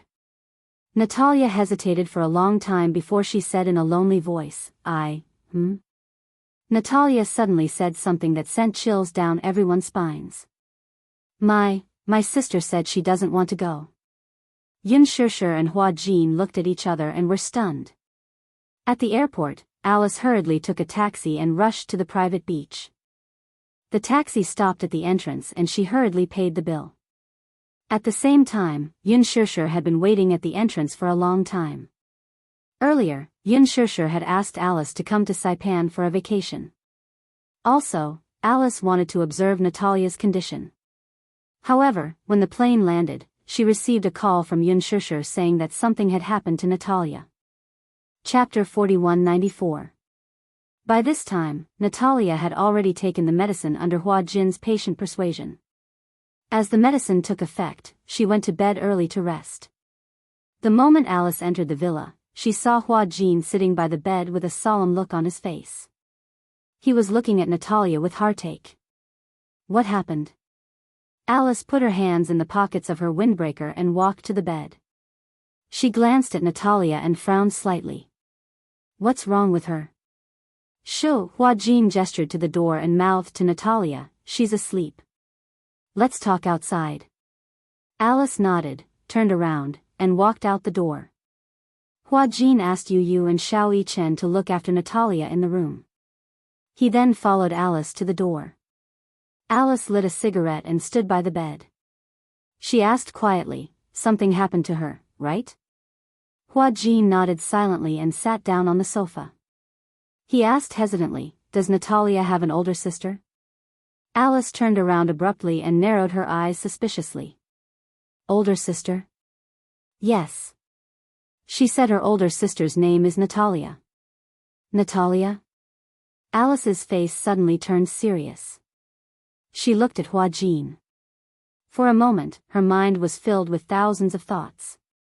She wanted to say something but stopped herself. Yunshishir poured 2 cups of tea and walked over to them.